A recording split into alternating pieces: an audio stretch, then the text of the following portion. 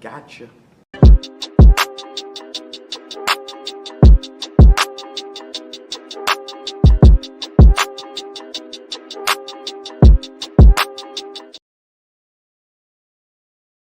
And we are live, ladies and gentlemen. Welcome to the Russell Pierce Raw Review. I'm your host, Ebu Russell Pierce, better known to many of you guys as Back of Hangman. And I'm joined as usual by Rob of the C Nation, and we're going to talk about last night's episode of Monday Night Raw. Last night's Raw was the go-home show to Bad Blood in Evansville, Indiana, and it featured the return of Seth Rollins. It had Punk and Drew McIntyre giving their last words before the Hell in a Cell match on Saturday. And we had Braun Strowman and Bronson Reed taking it to the absolute limit. Braun Strowman giving his knees up to the game. These guys fighting like absolute warriors. Braun's Breaker turns babyface. And we have a couple big matches set for next week's episode of Monday Night Raw, including a World Heavyweight Championship match between Gunther and Sami Zayn. So we'll talk about all this and more. We'll talk a little bit about Bad Blood, and we might even drop a little bit of news and information for you guys. It depends on how you guys are, but all that and more on this Raw review. Please, guys, make sure to like the video if you have not already. Subscribe if you haven't already. And please send us super chats. To listen, the more super chats you send, the more information you get. The more super chats you send, the more we get to interact with you guys, get a pulse from what the people are saying, what you guys feel, how you guys are feeling going into the show. And again, feel free to ask me whatever questions you'd like to ask me, and I'll do my best to answer as well as I could. So with that said, Rob, how are you doing today? What's up, baby? Talk that shit now. What happened? What the hell? What happened? What the Yo, hell? Ebu, you know how I feel today? How do you feel today, After Rob? being harassed all weekend, You were harassed after all being weekend? yelled at and chastised all weekend, You were by being yelled at. WWE Yes. fans that still want to be, I'ma say it, that still want to be on the plantation, still want to be on the bottom of the card, still want to be still want to main event house shows, but can't Mhm. main event TVs. All those Mhm. black WWE fans that are, you know, the shit that bothered me the most. I'm not about to get into a whole rant. The part that No, bothered no, me the listen, most go was off. niggas that look like us, Ibu, Yeah. in my comments and in my quote tweets being like, damn, niggas still not satisfied. We gave y'all 14 years and Massey gave y'all 14 acres and a mule. What y'all want? Y'all want 20 acres now? Jesus, he only have enough. Like, what is wrong with you niggas, bro? So when I woke up this morning, and seen that report, oh my god, was I vindicated? Now I was gonna celebrate. I was gonna celebrate, but I had to wait a little while. I had to wait till everybody woke up to let people know, bro. I don't know what y'all think is going on, bro. Y'all can sit here and read whatever y'all want to read, and sit here and see what people say about us here at WrestlePeers. But people just don't like us because we tell it the way it is, bro. If we were to sit here and just and tell y'all like, oh, no black male talent having a singles match in a year since SummerSlam Is last okay. year, it's okay. Like they would just say, if we were to sit here and just be like, yo, that's okay, and with a smile, they would like us, but they don't like us because of that. And it's a problem that needs to be addressed. We could address it on a different episode even further, but I'm just glad to see that they're at least they're seeing the discussion and talking about making change. Now they could talk about making change. Are they going to do it? Probably not. Well, here's the deal. Here's the deal. There's a lot of facets to this conversation, Rob. But since you opened the door here, because again, like you said, for those that missed it, Rob was absolutely harassed, and he wasn't making his posts in bad faith. Rob is a WWE fan. Rob is on these shows every single week covering Monday Night Raw because he enjoys the show and he wants the show and he likes the product and he wants it to be better. Right? He's not operating in bad faith. And if you wanted to make an argument that maybe Rob didn't articulate his point better, you could do that, but that's not what people were jumping at with you. People were jumping at ad hominem attacks, among other things. And here's the deal. Here's the bottom line. None of us, and by us I mean black wrestling fans, at least the ones within my circle, nobody's asking for handouts. Nobody's saying, "Hey, snap a finger and give every fucking black dude in WWE a championship." No one's saying that either, because I'm seeing people make the argument like, "Y'all want why don't people earn the pay per view shots?" But I'll tell you this, Rob. I think over the last year and a half, there have been black acts involved in storylines that deserve to make it to pay per view. Has the Street Profits with the stuff that they've been doing over the last 2 months, working with DIY, having that great match, working with the Bloodline, and getting title shots, and then now this ladder match that we're getting. Are you mean to tell me none of what they were doing over the last 2 months was pay per view worthy or pay per view level? Are you serious? Like that's laughable to me. And then you have Andrade and Carmelo Hayes, who have had 6 straight matches, every match at least good, a couple of them very good. Like they're going out there, they're killing themselves trying to get over, trying to do their thing, and they've gotten more respect from the audiences over the course of these matches, right? You mean to tell me that none of this best of 7 was deemed worthy to make pay per view? None of them. So there are examples of Blacktown on the shows that are doing things that are worthwhile that I think are pay per view worthy to where it wouldn't be considered like some fucking handout shit, Right. And then beyond that, because like people are doing this thing of like, oh, this is overblown, this is overblown. Look, all I'm saying is this: you could talk all you want. This is just for people that say this. You could talk all you want about all the people making this argument are trying to point score or trying to operate in bad faith. Sure, some people are because it always happens. It happened when this was an AEW conversation 3 years ago. But the bottom line is the reality and the facts are the facts.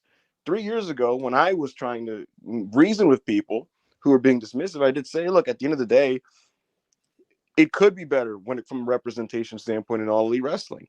And now fast forward to 2024 in WWE, the numbers are the numbers.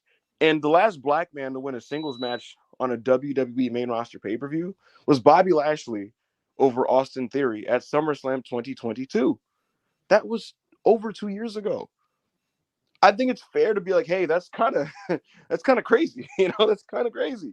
And so what WWE basically told Sean Ross Sapp like it wasn't on purpose. I'm sure it wasn't. I don't think they're sitting in a room like, like, what other niggas can we screw this week? I don't think they're doing that, right?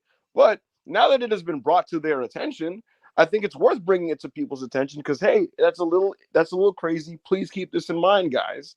And I bet you now, Rob, they will keep it in mind, and you will start to see some of these guys who have been working hard, who have been producing good work, start to trickle onto these upcoming PLEs. So, bro, and it's like because that's what they should be doing, bro. Like they have the talent and they have enough talent on both shows, bro.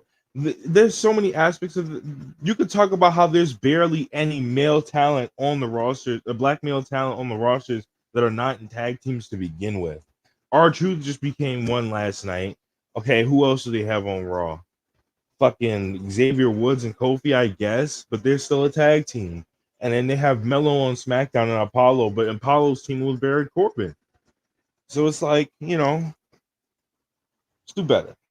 yeah, look, all I know is people that try to invalidate this topic because they want to plug their ears and they don't want to hear any criticism for their favorite promotion. I just don't think I don't think you're approaching this properly. And then again, you could do all you want and deflect and say, "Oh, it's just bad faith people." Like, there's gonna be bad faith people with every type of debate or conversation, argument. Like, it is what it is. But if you just filter that out and just talk about the topic at hand, I think it's a worthwhile conversation. And so, like I said, I didn't know the statistics, so I saw them and I said, "Hey, that just looks bad. That just looks bad." Bottom line, and guess what? WWE agrees with me. Which is why they ran to Fightful to tell them, "Hey, we heard about it. Yeah, it's pretty bad. We'll keep it in mind. We'll work on it." That's so. There you go. And like I tweeted 2 days ago, instead of fans fighting other fans and trying to dismiss them and dismiss the things that they're saying and saying, "Hey, it's not a problem. This is not an issue." How about just letting people say what they have to say? Because guess what? Like I tweeted, WWE sees and hears everything. They read everything. Right. And at the end of the day, we are the consumers, and it's their job to serve the consumer. I think it's fair to be like, yo, why are there no black people on a card that's going to be in Atlanta? A card that is literally using black culture to market the show. They're Bro, branding the that's show. the thing. They're branding People the get listen. They're branding the show around Metro Boomin and Future, bro. Like they're literally, they're trying to be hip. They're trying to appeal to young people. They're trying to appeal with pop culture and black artists and all that type of stuff.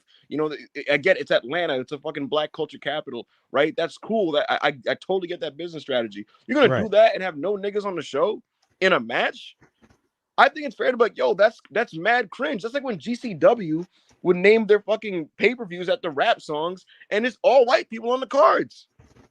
That's crazy to me, son. And then you got fucking non-black wrestling fans trying to point their finger at you and go like, this isn't an issue. This is overblown. You guys are just trying to point score on WWE. No, I'm not. I know I'm not. Some people are. I know I'm not. And I can tell you, as somebody who isn't trying to point score, somebody who covers WWE content every week, someone who will be watching Bad Blood and wants to enjoy the show, I'm just simply saying, yo, that's crazy. That's crazy to me. Imagine going to another country, right, and trying to appeal to their culture and this and that, and you have like people of their ethnicity on your card, and you're not going to feature them. Like that's just kind of insane to me. It's insane to me. So it's worth pointing out. Bro, it's great, and that's the thing. It's just like you said, going to Atlanta, pushing this shit on the backs of like Future and Metro Boomin, and it's just like the worst part was, yo, what about NXT and the women hosting the show? And I was like, bro, it's not what I'm talking about. And NXT does not count. It doesn't count. Oh, sorry, And doesn't count. I'm on record. I'm on record in saying that because I don't rate NXT as a show, but I'm on record saying that the best thing about NXT is the fact that they use a lot of women and give a lot of women opportunity, and they're very good with minorities. You watch an NXT show, there are black people up and down that show, and that's actually pretty cool. And I always put them over for that. I always say like I don't even like the show, but like the one thing I can't dog NXT for is like there are all kinds of people from all kinds of different backgrounds up and down the show. So and whoever makes it is gonna make it, and we'll see. But yeah, like it's not like I'm dismissing that either. But the conversation was about main roster pay-per-views. So there you go. But with that said, again, guys, this is the Raw review. I just had to kind of get that ran off. This is the Raw review. We're going to talk about Raw tonight, or last night's episode of Monday Night Raw. We're going to break it down segment by segment, all that good stuff. And like I said, some news may emerge. There's always something happening in the surface. I'm always working the phone lines. I'm always talking to people within the industry. If you have a question you'd like to ask me about anything, it doesn't have to be about Raw, about anything, just feel free to shoot. I gave you guys 3 scoops yesterday. We'll see what happens today. It depends what comes up. Feel free to send us your super chats now. This is your opportunity to send us super chats because we'll be going through them now before we get into Monday Night Raw. And again, like I said, give us your feedback, give us your opinions, your comments, so on and so forth, and then we'll keep moving. Rob, let's start these super chats. All right. First super chat. Samganda Chanko 35 Czar. Based off what you know currently, where do the following settle in on the roster? Braun, Mello, Oba, Femi, Trick, Fraxium, MJF, Fantasy, and Theory. I don't know where MJF comes from, but if he was in WWE, he'd be a main event wrestler. He's just not gonna be in that category for a long time, brother. Austin Theory is closer to being released than he is to being a notable player in WWE at this point. I honestly think he should. I think he should stay in NXT personally, because I think he could be a singles guy pushed towards the top over there, and they could use someone that's like young and decent. You know, he's not a bad athlete. He just doesn't. He hasn't found his footing on the main roster. So that's my thing on him. Braun Breaker, where will he settle? He will settle as the top guy holding a world championship. And if Theory goes to NXT, he'd be like the already be like the 5th best wrestler on the roster. So, on the men's side, maybe. Yeah, I'd have to think about it, but yeah, Braun Breaker, where does he settle? He's gonna hold a world. You know what, Rob? I'll boldly say this: Braun Breaker next year will be holding a world title. Oh yeah, absolutely. Now, which world title is the question? Doesn't even matter. I think, yeah, he's gonna be holding one of them. Carmelo Hayes, I think ultimately he settles as a used mid card to upper mid card guy that situationally is plugged in title matches. That's where I think he will settle. He's somebody that will always be in the mix because he's a reliable guy to have a good wrestling match. He's an underrated personality, I think, at this point in the game, and yeah, so I think he's gonna find he's already beginning to do it, but he's gonna carve his spot in that mid card, but like in that reliably used mid card scene. Obafemi, I don't know, man. I mean, because of the type of wrestler he is, you'd imagine that he's gonna get the rocket ship. But yeah, we'll see. We'll see. Trick Williams. I mean, Trick Williams has main eventer upside. He just has to become a better wrestler. Fraxium. I don't know. I'd love to see them be a highlight tag team on the main roster, and that one's up to Triple H. You know. Yeah. Well, thank you for the super chat, Wesley Ham, $5. Will Sammy and Gunther match on Raw set up a third encounter at Crown Jewel? I think it will. I think it will. I feel like the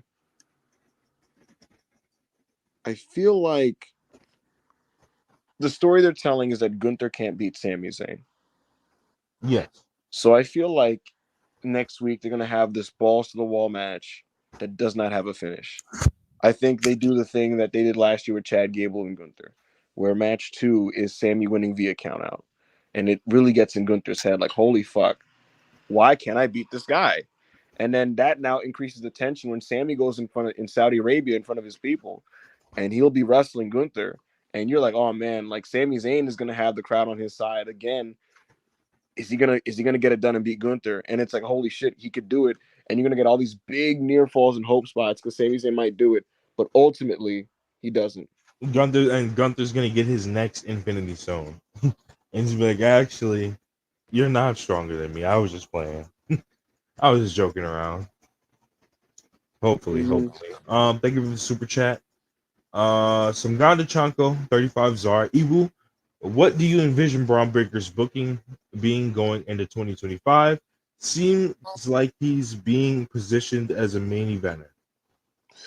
Yeah, I mean, I think we all expected him and Gunther to face off inevitably. It's pretty fast how quick they're getting to it.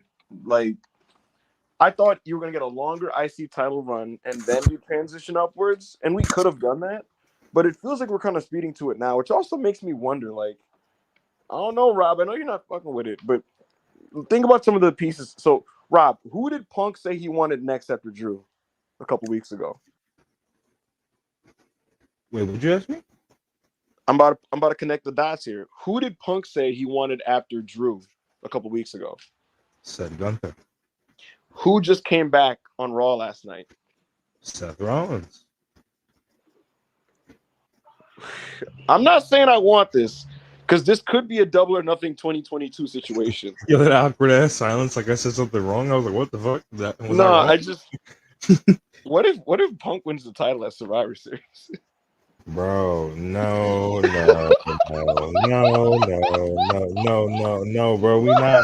bro. We not doing that. Yo, we not, yo. Don't put that, don't put that on the air, bro. Like, why are you?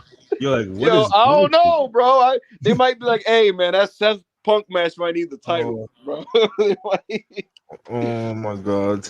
They might have seen that Monday Night Football rating, and Bruce gonna be like, "Hey, Hunter, I know you like him. I know It was an ass rating when he was there the week before against Monday Night Football. I know you like him, Hunter. But that Gunther guy, he doesn't have it at the top level, man. He just doesn't have it. CM Punk is on bro. these episodes, by the way, in 15-minute segments, Bruce, and they're still doing the ratings that they're doing. So, like, I don't know, guys, y'all gotta relax. Stop. Yo, Seth, bro. Yo, big bro. What's going on? Hey, Yo, CM Punk might be walking into Mania with that belt, brother. You know what? I'm gonna get the chat. You know what? This is what we'll do. You don't even have to pay a super chat, folks. Who should be the next World Heavyweight Champion? Braun Breaker, Seth Rollins, or CM Punk? Put it right in the live chat. Let me see. One for Braun Breaker, 2 for CM. No numbers. Just say the name. Braun, Seth, or Punk. Or you know what? Or throw in John Cena. We'll do Cena too. Y'all already know my answer, so don't ask me. Hey, niggas is saying Punk. I'm seeing some Sami Zayn's. That's not happening, brother. CM Punk, a lot of CM Punk and Cena. Where my Braun Breaker people at? Damn, so y'all like it's all Punk and Cena. You niggas are nostalgia merchants. So y'all like my bad. You niggas are nostalgia merchants. So y'all like CM Punk's last 2 title reigns? Come on, bro. Come on, bro. What happened? I'm just asking the crowd what they thought about. Hey, hold on. Raheem Mathani and Anthony said Chad Gable. Let's go. Wait a minute. Now we might be going somewhere. Hey, man. All right, Alex Diaz, come on, my nigga. He said Dragon Lee, brother. Like, brother, I love you. Come on, bro. You know, Rob, you know that meme with the nigga putting the hand on the shoulder? Like, come on, bro. Come on, bro. I'm gonna have to find a wrestling version of that picture and put it in. Bro, you know what Dragon Lee's WrestleMania match is gonna be? He'll be on WrestleMania Raw, having a tag match on the couple. He'll be on WrestleMania Raw. No, he'll probably be in the big WrestleMania tag team scramble fucking ladder match. The WrestleMania showcase fucking ladder match with 20 niggas. Marcus says top 5 CM Punk matches from his last 2 title reigns. Did he have 5 matches in his last 2 title reigns? Samoa Joe match. Yes. The Samoa Joe match, 100%. That doesn't count. No, that does not count. That does not count. I'm not letting you count the real world title run as a world title. Lena, if you're here, and I don't know if you are, but if you're here, go fuck yourself. What happened?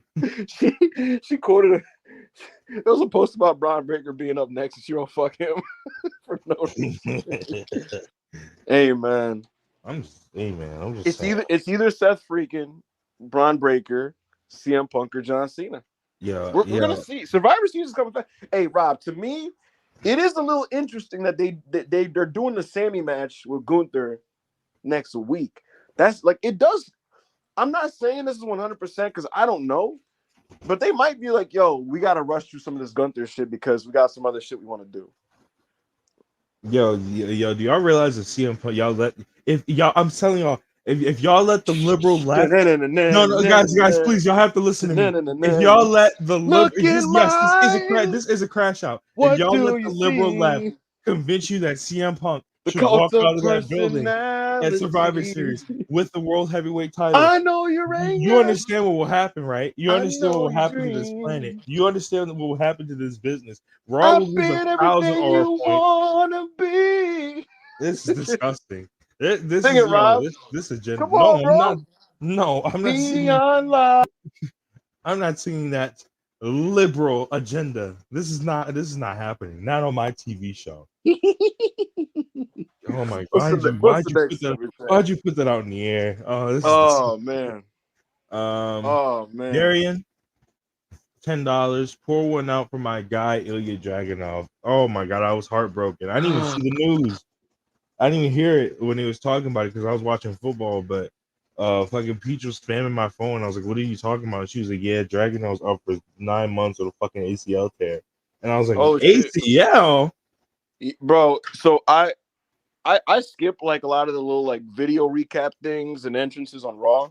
Like cause I always watch Raw on delay and I fast forward through shit.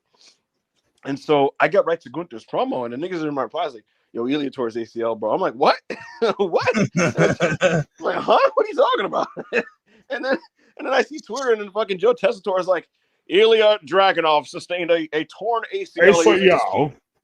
He is expected to be out for 6 to 9 months. He got hurt on the WWE live event in Columbus, Ohio." And I'm like, "What the fuck?"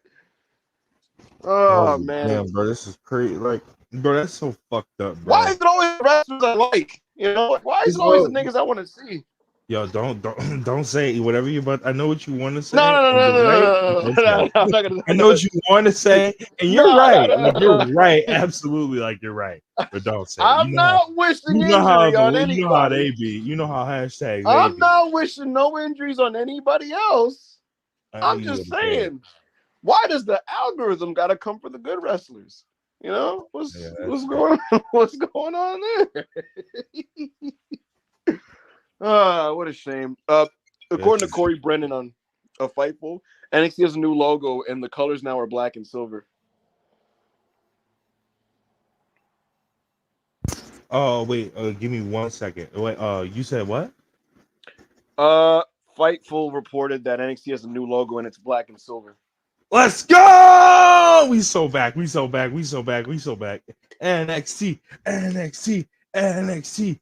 Y'all see this dude? NXT.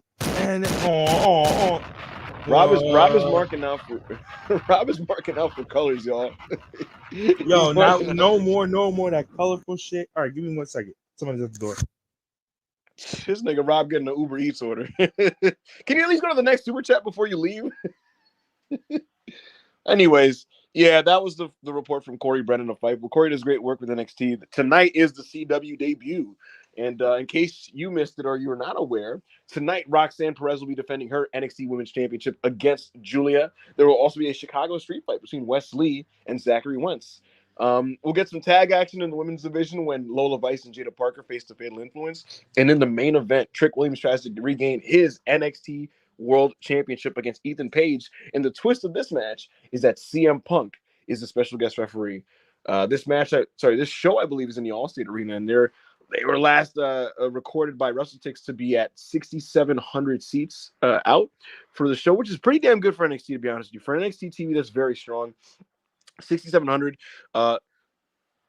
St. Louis the next week, not so great. So a bit of an L under the belt of Randy Orton. But yeah, tonight is NXT on CW.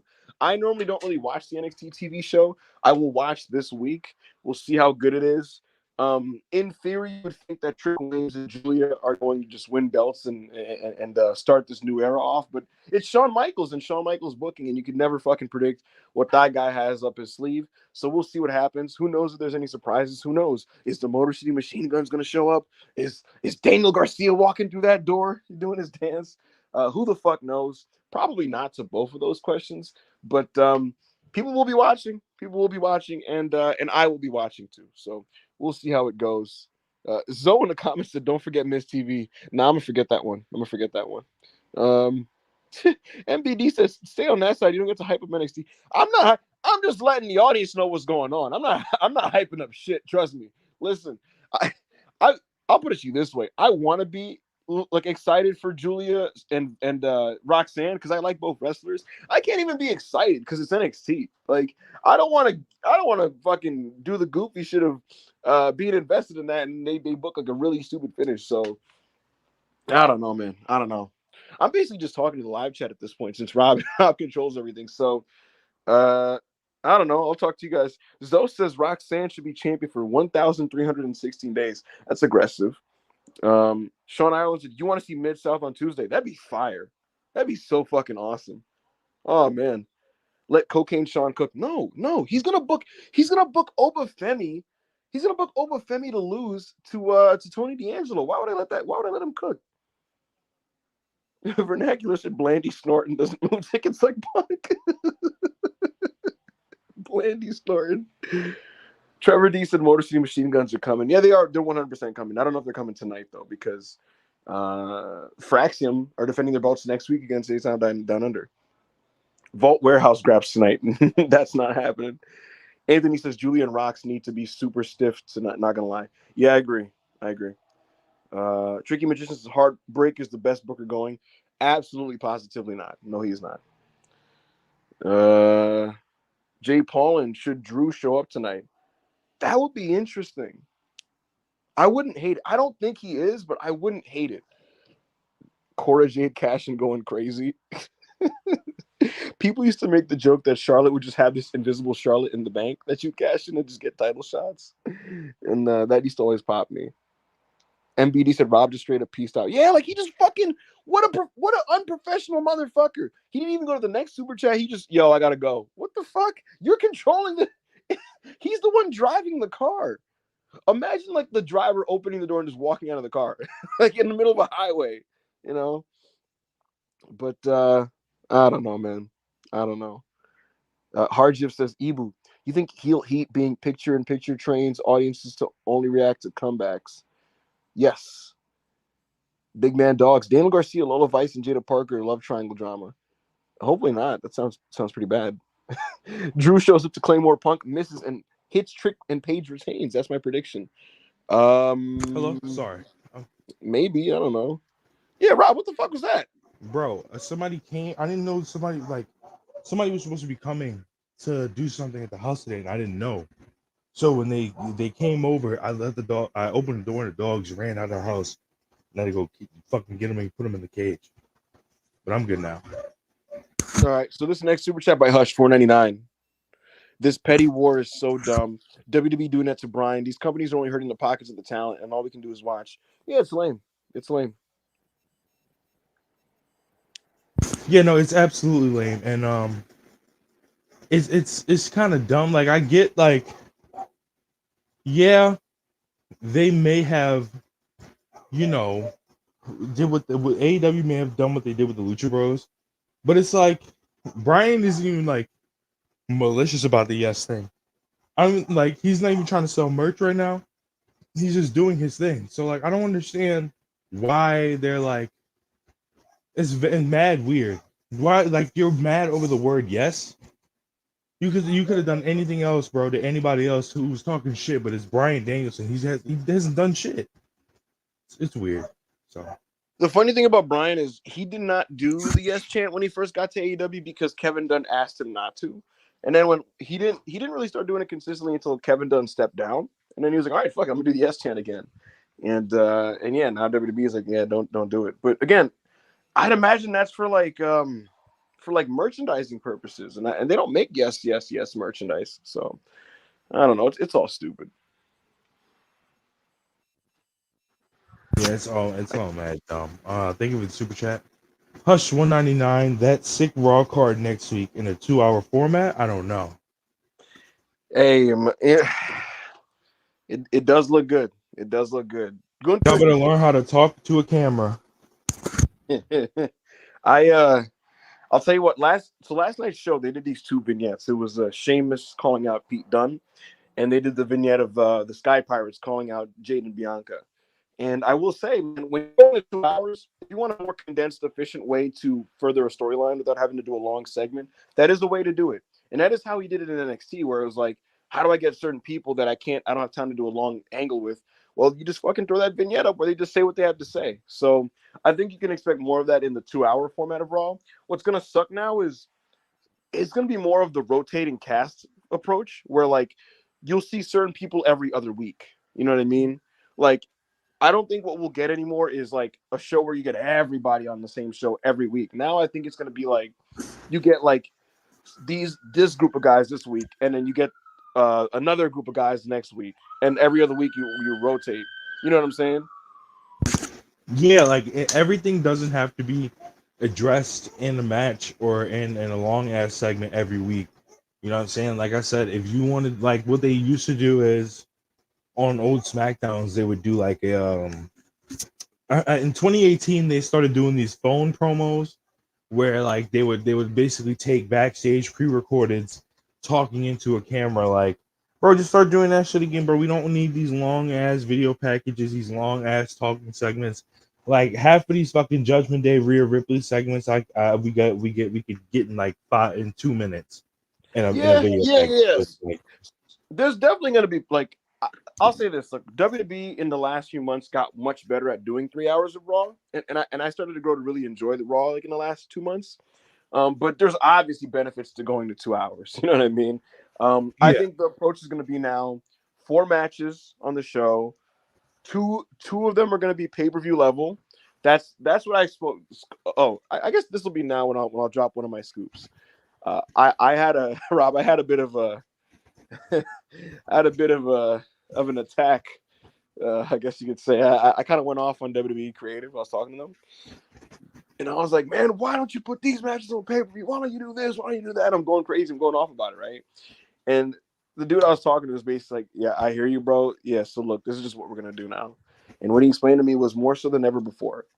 You're getting 5 match pay-per-views, and every week on these 2 hour shows, you're going to get 1 to 2 matches on that show that are pay-per-view worthy and pay-per-view level and could have made a pay-per-view, but we're going to put them on the TV, and that's just how we're going to do it now. And he was saying every week we're going to rotate the cast of people. Maybe one week you get Sky Pirates versus Jade and Bianca in the main event of Raw, and it gets 16 minutes. The next week you get this match that could have made it the pay-per-view, so on and so forth. And so that's going to be the approach. And in some ways, it's going to be kind of like the old NXT in that type of way, like the old WWE Network NXT. And so we'll see how it goes. But look, this week we got a last man standing match on Monday. On Friday, we're getting a ladder match, a triple threat ladder match between DIY, the Street Profits, and the Bloodline.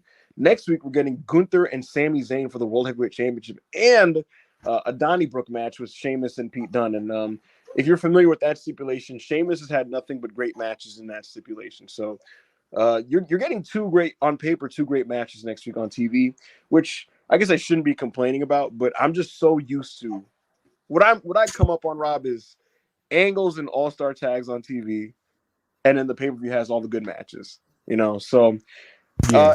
it's something to get used to. I'm not even saying it's necessarily a negative approach. It's just not my preferred approach or the approach that I'm used to. So but that's what that was the result of the conversation I had with them. That's a very interesting, very interesting. Thank you for the super chat. Vernacular 199. Punk showing everyone how to sell tickets. Go. What do you mean how to sell tickets? It's what he does. To It's what? what he does. He has money drawing angles. Yeah, you were pretty money drawing angle. How last night they were in an Shut up, 11K. Rob. Only did 6. Yeah, sure. Shut the fuck up. Yeah, sure, pal. Yes, you know. I'm just saying. You said he sells enough. tickets. He And I'm does. just saying he did it. Rob, what do you think this NXT would have done if Punk wasn't on it tonight? They're at 7K right now. What does that even matter? Like, what do you mean? What does it even matter, motherfucker? The week after, they're doing 1,000. Damn, bro, like that's not true. And that's your boy Randy. They've done because they've done more in stadiums for not even say in arenas for pay-per-views. They did more Heat Wave. They did more Heat Wave. No, because now you're just acting like NXT. Yo, no. They did more for Heat Wave because Heat Wave was sold in a bundle with Money in the Bank. This is an isolated NXT TV. It's a TV. Did They did not do more? 7,000 for Did they NXT not do more? TV. I'm just asking you a question, bro. Like, well, I don't know why you're having to That do was a bundle like with the main roster pay-per-view. so. It's not the same But thing. it's That's still, apples to oranges. it's still They're sold different more, right? fruits. It's still sold more, right? Go to the next fucking super chat. I'm just saying, bro. You said something. Hey, Holy man, shit. I'm just bringing up facts and facts don't care about your This is feelings, people. I don't know what to tell you. Corey David, $2. How can NXT improve their men's division? so here's the deal. I think so obviously there need to be some talent upgrades, but even beyond that, it could just simply be booked better because Sean Yo, isn't like a wait. I ride on Randy is crazy. Yo, you all right, bro? You all right? hey man, shout out to Razor, I guess. Shout out to Razor, I Yo, suppose. Yeah, I don't really know what he got going on, but who's that? I don't really know. But what did I want to say? What were we talking about? Oh, men's division. Yeah, it could just be booked better. Javon Evans is like the most spectacular wrestler on that show, right? He's the guy that like when you let him do what he does, he really jumps out the page. He's like, man, wow, look at this young kid that does all this stuff. Remember Heatwave Rob in that four-way, some of the shit he was pulling off in that failed four-way match? It was Yeah. so sick, right? And I fully maintain this. NXT Heatwave this year is by far the best Shawn Michaels booked show ever, right? And for me, the reason why I felt that way was I just came away thinking I came away so impressed by so many different young people. I came away and I was like, man, Obafemi's awesome. Man, So Rook and Kalani are gonna be great someday. Man, Fraxium are terrific. Man, Javon Evans is so good. That should be NXT. That should be their identity. It should be more of highlighting those types of wrestlers, It right? should be Heat Wave and not No Mercy. Right. And building on that, Javon Evans, you see what you have in him. He's a crown jewel. People are like, oh, well, it's early. He's young. That should be the selling point is, man, look at this young prodigy we have. And I'm not saying give him 17,000 belts. What I am saying is make him your Rob Van Dam, the way ECW would treat Rob Van Dam, where it's like, hold on, folks. The guy you're about to see, he's going to blow your mind. And not have him in main events jobbing the people all the time.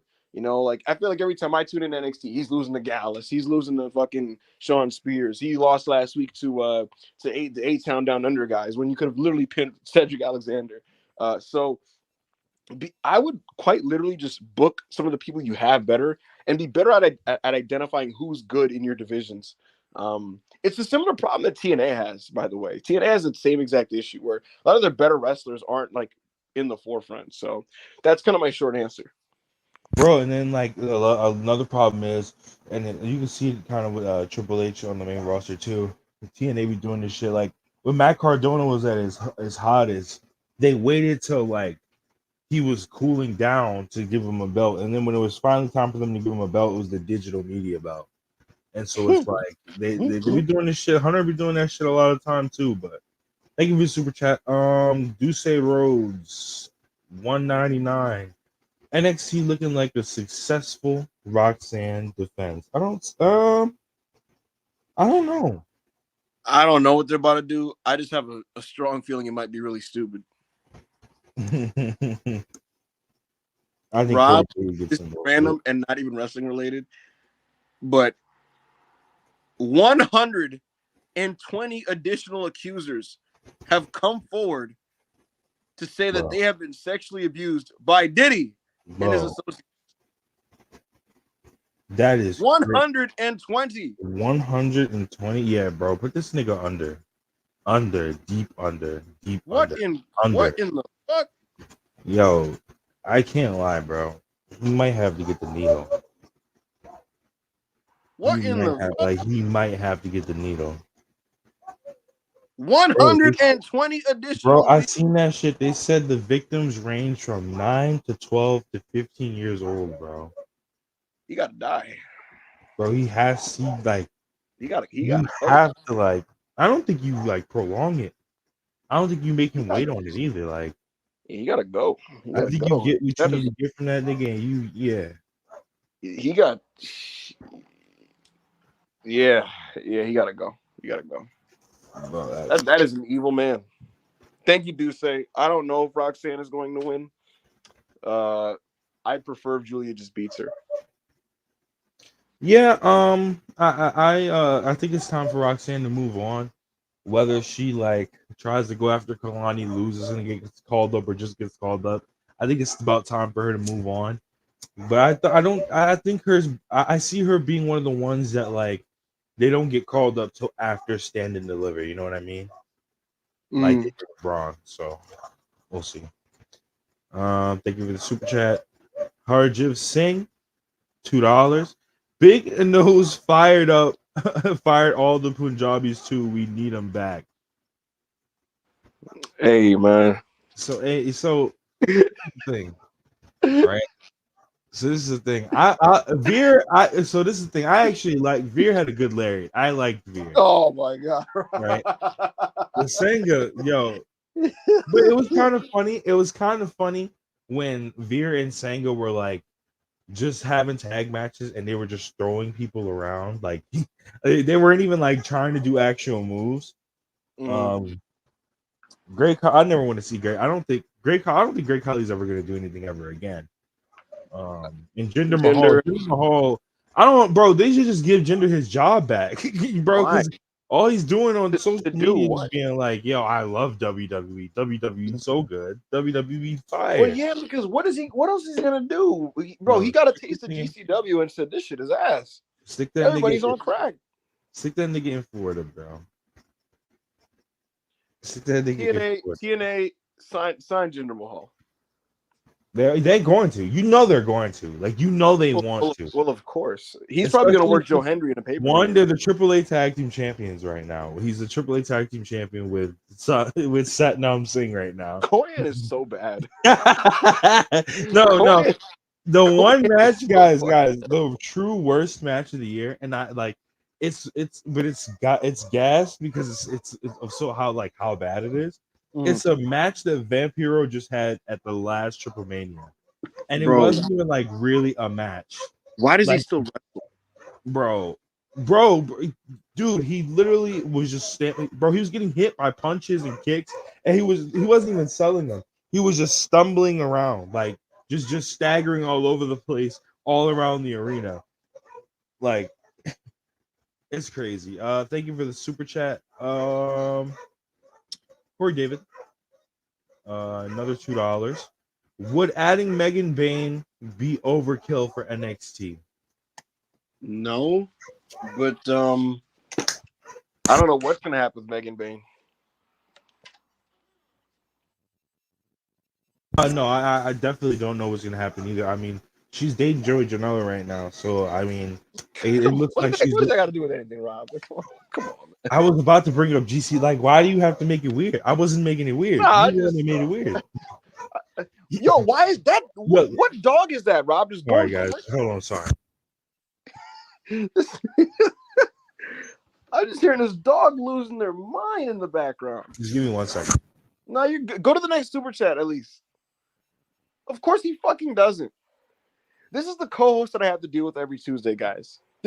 I'm glad you guys see this. This is the guy that I have to roll with on these Raw reviews. Barking dogs. Jesus, now I lagged out. Rob's unprofessionalism is leaking to me, but I hope you all see this. I hope you see it in full display here. Jesus Christ. Jesus Christ. Anthony in the chat said, Rob got Braun Breaker in his house. Jesus. Ibu reactions when DG shows up on NXT in his first feud with Gallus. I'll just tweet NXT fucking sucks. Like, that's all I would do. I would just tweet NXT sucks. Ibu deserves better. I do deserve better. Megan already followed them. Russell Purist brawl out. Ayo said drop link. I got you, Ayo. Give me a second, because this is ridiculous. This is just fucking ridiculous. I feel like I'm on Unpurist or some shit. Just hold on. I got you, Ayo. Biggest of bros.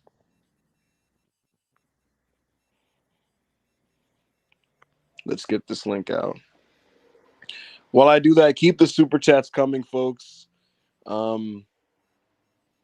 At some point, we might review Raw. We'll see. All right, let's send this over. Where the fuck is AO's name in my thing? Oh my goodness. Getting this link out. All right. I hope the guys, do you see how like ridiculous this is? You know? I don't know, man. All right.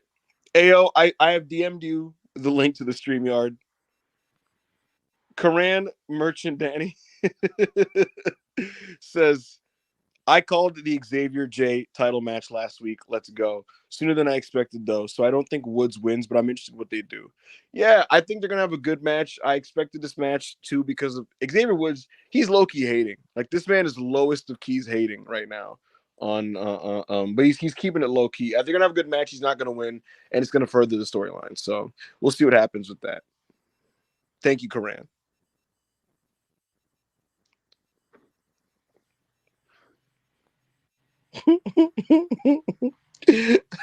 This is so funny. Hello? Go fuck yourself. Bro, so I'm gonna tell y'all what's going on. So no. Rock Boys is in the fucking building. I'm over here. I've been here because I've been taking care of my grandmother, right? So right. therapist was coming over here, but she didn't call or text or tell anybody she was coming. So she just showed up. So literally early when I had to leave mid podcast, it's because she showed up at the door and the dog started going crazy. Then I just had to go let him out because I put him in the cage and they wouldn't stop going crazy. So I just had to let him out. It's mad annoying. Hey, yo, have you seen this insanity? Have you seen what I've been having? I don't want to. Yeah. I don't want. Yeah, I've been watching the show. Yo, before you say anything, I don't want to hear it, bro. You said I need 15 minutes, and we didn't start till 2:50. You didn't fucking start till like. What are you talking about? I'm talking about. Oh, you talking to Ibu? I was like, nigga, I never planned to come on the show. What are you talking about? Ibu said I need 15 minutes, bro. We Yeah, but guess what? See, fucking at least when something's happening to me, I let you know. You know, I come on air, Rob just running from the street. But I don't didn't have the know street. what was going on. I hear you. It is what it is. I've had fun, so it doesn't matter. I don't really care. I'll do these super chats and then we'll just end the show. Now we'll cover Raw a little bit. Karan, thank you so much for the super chat. Ayo, how you doing today, man? I'm in this bitch, man. Absolutely. Bitch. I will be watching NXT 4.0 live tonight. So, Ayo, Julia, you better have a more inspired performance than you've been having for the last 18 months, my girl. Here's the thing. Because I know a lot of WWE fans in the live chat are probably terrified right now. Ayo, I'm gonna ask you this: if they have an awesome match, will you be willing to admit that it's an awesome match? Oh, I mean, Roxanne is a young ring general. I wouldn't be surprised if she could carry Julia to a good match. You think she's a better wrestler than her? Bro, I know she's a better wrestler. Like, all bits aside, like genuinely, she's a much better wrestler than Julia. So. That's interesting. I never thought about it. It's not interesting. You literally agree with me. I know. I said my answer. I said it's interesting. It's interesting. Let me be fake neutral. Yeah. You literally agree with me, bro. Ayo never lets me be fake neutral. I'm like, that's crazy. I'm like, nigga, you literally said the same thing. Nah, bro. All that stupid ass fake neutrality shit, bro. Save that for Monty. Oh man. Yeah, now Roxanne's awesome. She's had good matches with like the greenest women I've seen all year. So yeah, that Jada Parker match. That's what I'm saying. Like that was a good match, and like I love Jada, but like she just like really kind of started this shit. So I need to see Julia versus Cora Jade. That's where the money is. You feel me? No, it's not. That's where the money is. Is CM Punk still going for Gunther after Bad Blood? Yes. Oh, that sounds terrible. No, it doesn't. The world title scene is interesting right now, AO, because Braun Breaker walked right up to Gunther, looked at that belt, and said, "I just wanted to see it up close." And he basically said, "You're going to be seeing me soon." So Braun Breaker wants the belt. CM Punk wants the belt. Sami Zayn has the shot next week, and Seth Freakin just came back. So Like I was Yo, saying, what does CM Punk think about Sami Zayn possibly becoming World Heavyweight Champion? I don't know what he thinks about that. No, what do you come on? Like you don't probably see have an him, idea. like, What do you think about it? I don't know why you're avoiding the question. He's he probably thinks, hey man, I think I'd probably be a better guy to hold that belt. Oh, that's crazy. Wow. Why don't you like me? Ayo, do you think would WWE fans crash out if Punk beat Gunther at Survivor Series? Never do anything to these people. WWE fans? No, they wouldn't. Okay. Yeah. Bro, Yeah, they don't appreciate Walter, bro. They No, don't they don't. appreciate him enough for them to be as upset as they should be. They probably won't be upset at all. Would that be Double or Nothing 22-esque? Booking wise, absolutely. It's probably worse because I think Triple Hitler believes in Walter right now more than Tony Khan believed in Adam Page in 2022. So that would really be some like political put my dick on the table. Give me a match against this guy and I'm gonna beat him type shit, as opposed to the Booker just being a fucking mark and being like, no, we need Summer Punk 3. I think what they oh my god. I think what they do is I think Punk faces him, he almost wins. Seth freaking gets his lick back for SummerSlam, curb stomps his ass, Gunther power bombs him, and then Punk is like, all right, so we still got the issue, and then they kind of go from there. So we'll see. I kind of want Braun Breaker to be the next champion, to be honest with you. So he turned babyface last night. I seen people crashing out over it. Yeah, I don't know why they're crashing out. It makes no sense because I've been trying to tell people. Peach was ready to end it all. I know Rob. I know Rob was consoling her. You know what? We'll talk about that now, actually, because Raw opened up with Jey Uso. He comes out. He's celebrating with the Intercontinental Championship, right? And he basically was like, yo, man, I went through a lot with my family. And for years, people didn't know what twin I was. People didn't know which one I was. I went through shit with him. I went through shit with Roman Reigns. But I talked to my mother, and she told me, like, yo, just show these people who you are. And he said, like, yo, mama, I did it. And he held the championship, and it was real cool. He also walked out with his son. It was the first time Jey Uso was on air with his son. So he comes out with his son. They do the yeet. He celebrates with the fans. They're chanting, you deserve it. It's a nice moment, right? Braun Breaker comes out, and he basically like, hold on, no. He said, I'm not going to spear you. And he said, I said how much I respect that championship. I know who's held that belt before. And so out of respect for the championship, I have to say, listen, you're the better man. You were the better man on that night. You beat me. And then Jay looked like he was hesitating, and Braun shook his hand. And just Braun basically owned it up. Yo, I lost. You beat me. Good shit. Shook his hand. The crowd chanted. Braun was walking away. And Jay was like, yo, Braun, we got some dogs in Evansville tonight or whatever. And the crowd was doing the barking, and Braun kind of smirked and walked away. And he basically was like, yo, he beat me. So basically the bottom line is Braun Breaker owned up to it. He was a man. He was a good sport. He's turned babyface. But the truth is, and I've been trying to tell WWE fans this for weeks, Braun has not been a heel for months. Braun Breaker internally was seen as neither a heel or a babyface. He's just a nigga that is a force of nature, and he spears a people. Nigga. Not a little. Yeah, if Braun Breaker was a nigga, he wouldn't be getting booked, bro. Like, come on. We saw him that he won at SummerSlam. Yes. If he was a nigga, that simply would not be the case. If he was a nigga, he wouldn't have been at SummerSlam. That ass. What my son BV said? It's called Summer Slam, not Summer Jam. Ain't no niggas invited. LeBron Breaker, yeah. No, but so like in all seriousness, I think people are worried because like babyface Braun in NXT sucked. Like he just sucked, and it's not gonna be that Braun. Like he's still gonna spear people. He's still gonna be a bad dude. You know what I'm saying? He's still gonna step to dudes. Like the mentality you can expect is like Taz. What's the point of him going to the ring and like shaking Jay's hand?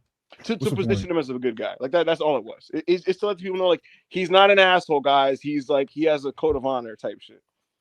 But didn't he have like this arc where he was just ruining niggas' matches for no reason? He killed Rick. He's pretty asshole-ish. Well, he was an asshole, but he's not a he killed Rick. He was a tweener, right? He was a tweener. Yo, and he lynched Ricochet. That was when he was a heel. for literally no reason. he did let Ricochet, but I'm saying after SummerSlam, he was a tweener. That's my point. You said months. When was SummerSlam? Ain't that in August? Oh, well, it is October 1st, I guess. And he killed Ricochet in June. All right. He debuted as a heel. He won the belt from Sammy, and from that point onward, he was basically like 2022 Moxley. You know what I mean? Where he's a demon, right? But like he's not necessarily a good guy or a bad guy. He's just a dude that smokes people, you know. So like he's like amoral, so to speak. But nevertheless, they're positioning him as a good guy, which is interesting that they're doing it this fast. He's also been put in opposition with Gunther. He walked up to Gunther later on, and he looked at the belt up close, and he was like, "I just wanted to get a good look at it." And Gunther was like, he looked at Kaiser, and he's like, this dude really is a badass." And Braun said, "Yeah, you're gonna find out sooner than you think." And he walked away. So we'll see when that gets paid off. We'll see what happens there. Rob, what did you think of that opening segment with LeBron and Jey Uso? I thought they did it perfectly because there was really no other way I saw it going. Like, yeah, he could have speared Jey, but I really think it was like we don't need super long title reigns. So like, if this like was going to be a thing where it was going to be a short reign for Jey, like kind of a transition back to Braun, I just didn't think that needed to happen. And so I'm really interested to see what he does going forward as a babyface, because I would love to see him, especially like obviously after he's done with Rollins, go up against Bronson Reed and like finish. Can I be honest? Rob? So a lot of WWE fans are like, "Oh man, I really want to see John Cena versus Gunther at Mania," and I totally understood that because it just makes sense as a matchup. I totally got that, right? But I got to be real with you, Rob. Seeing Gunther and Braun stand toe to toe, all the desire to see Cena versus Braun left my body. Like you saying this to the wrong nigga, bro. I know, that's not a Mania match, bro. And I know you love Braun Breaker. That's not a fucking Mania match. You do that at like the Rumble. He will think it's gonna be. You do it like 43. I asked the timeline. They were like, "Yo, that's a Saturday night's main event match. Put that on the Saturday night's." Bro, that's what I'm trying to tell you, son. Like, that's not a WrestleMania match. And like, yeah, I don't watch the fucking show and shit, but like, I know how fans feel about these people generally. Yeah, and for shit. Sure. And like, I don't think they don't seem as big enough a deal for that shit. They don't even like Walter that much for him to be like the actual star in the match. You know what I mean? They don't like Walter that much for him to be the quote unquote star in a WrestleMania match, let alone Braun Breaker be on the other end of that shit. Mm-hmm. I was about to say, if you ex WWE fans know Walter match is a dream match. That is. they're just warped, you know. Unless Braun's gonna win the Rumble, I say you put Braun versus Gunther on the fucking Royal Rumble and shit. Probably do Cena versus Walter at Mania. I don't know, bro. I don't get this nigga's booking, son. Like, he loses clean kind of regularly. He dropped his title. Yeah, he dropped his title in like 2 months. He has 2 losses. He only has 2. I don't know what. My nigga, I saw him eat a fucking zigzag. 1, 2, 3. Wait, what? He got cocked Zigglered. I've seen that shit. Don't tell me he only has 2 clean losses. I saw him eat a zigzag. No, NXT Raw, it was kind of crazy. Like Baron Corbin was. Bro, it was on Monday Night Raw. No. Yeah, it was. It was on Raw. It was. No, the Raw match, he beat Ziggler back and won it. Oh, back. okay. Yeah. I seen him get cock Ziggler though. Yeah, he ate that fucking zigzag, nigga. That was great. I couldn't believe it. Yo, that shit had me crying. I was like, what? What's going on right now? Yeah, the show. Yes, man. Now on the main roster, his only losses were the first one to Sammy, which didn't even need to happen, and the one to Jey Uso. So Triple H. I just like the way that I don't think that's not the way you build an ass kicker, bro. Like, I feel like you should have just held that title until they thought he was ready to be in a World Heavyweight Championship program that he was actually gonna win. I gotta be honest with you, AO. I think this move to Jey Uso is a abrupt pivot. I have a theory because I feel like something's going on with Jimmy Uso, to be honest with you. Like, Rikishi said pray for him, and then they abruptly... Wait, Rikishi said pray for Jimmy? Yeah, he said pray for Jimmy. And then his son posted the shit too on Instagram. And then beyond that, AO, like, they were setting up Jay to be teaming with Sammy again. And I think that was obviously going to then transition them to SmackDown, to then join in on that bloodline thing. And recently they stopped doing that, and all of a sudden now, like, Kevin, Randy, Cody are kind of roped in the Roman orbit again. So I don't know if it was a joke or not, but I thought I saw niggas post that Jimmy returned at a house show like last weekend or something. No, that was a fake post. Yeah, it was fake. Oh, why would someone do that? It's fucked up. I think I don't want to like speculate. Obviously, that's reckless, but I feel like something has gone on with that to kind of delay what was the original plan of whatever was going to happen with that whole situation. Hey man, I'm not going to speculate, but I hope you're all right. That's what I'm saying. And so I feel like when whatever happened with Jimmy, they're like, all right, fuck it, let's just give Jay a fucking championship, whatever. And then they did this thing with Braun. So yo, Ibu, check private chat. It's unrelated to this, but yo, Rob, go to the next super chat. Do y'all hear me? Okay, good. Yeah. Rhodes, 199. Strowman got to get them stem cells. We need more. Yo, Braun Strowman. Yo, that clip Monty posted last night was crazy. I didn't know if he was selling or not. Like, I could kind of tell that he wasn't selling, but like, I just had to ask just to clarify, bro. That shit was crazy. Yo, I rewatched the match, and Reed was doing all the motion for him. Like, there'd be moments where they had to hit the ropes. Braun's hitting the ropes like doom, doom, doom, doom, side to side, while Braun Strowman's just standing in the middle. And there's a point late in the match, Rob, I don't know if you remember this, where Braun is climbing up the top the turnbuckles, and he goes up one, and he's like, nah, fuck that. And he has to like hold himself a little bit, like, oh, hold on, bro. And then he's like, all right, 1, 2. Wait, so like, was it clear when the bell rang, like his knee, like his legs, whatever he got going on was just absolutely cooked, or did something happen during the match? It was bad at the bell, and it got worse and worse over the course of the next 20 minutes. Damn, like, nigga. Yeah, he's going around. He took a fucking Death Valley driver off like a fucking like he took a Death Valley driver off like a barricade setup all the way like to like the floor. And you see him limping after that. He ran into like multiple barricades where his knees are clapping with the barricade and shit. By the end of all those spots, because think about it, it's a last man standing match where you have to take a bomb and then stand back up over and over and over again. After every single one of them shits, he's getting up and he's just like, yo, I cannot walk, bro. So he was cooked as fuck. So what you thinking is GG's? I watched that AO, and the thing is, because he's getting up in pain and doing it he did a fucking dive to the outside. And I was like, yo, he is working this shit. Like he said, fuck it, yo, this is my last match. It is what it is. Like that's how he was wrestling this shit. And I was like, damn, son. And the crazy part about it is I noticed his knees were fried like a month ago. I noticed it, right? And I have a theory personally. This is not a scoop. I get the feeling that he was like, yo, my knees are fried. What's going on? They said, yo, you need double knee surgery. And he told them, and I said, yo, can I at least like put someone over before I fix this shit? And they said, yeah, get Bronson Reed over. And he's like, yeah, fuck it, let's do it. Which is very old school. But if true, respect. Yeah, I don't know. Rob, what did you think of Braun Strowman's performance yesterday? I thought Braun for as much knee cartilage or knee ligaments in his fucking knee that he probably had left, which is probably none. I thought he did really well for what he could do. I like last man standing matches where it's just like, yo, I'm gonna like do everything as I can, even like kill you to try to get the win, rather than okay, slow. Bro, we watched this fucking Edge versus Kane last man standing match, and I'm thinking like, oh, it's Edge, right? So I'm thinking they're gonna go like crazy, use chair, bro. It was like slow, methodical, and I was just like, oh, fucking brother. So we need less of these fucking slow and methodical. I'm gonna beat up your legs. So no, bro, I'm going to kill you. Yeah, in this one. In the one from last night, they broke the announce table in like the first minute.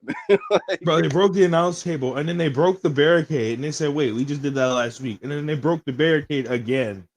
and then the second one like took out a fan's leg. Literally they do a barricade spear or a pound spot every fucking Raw.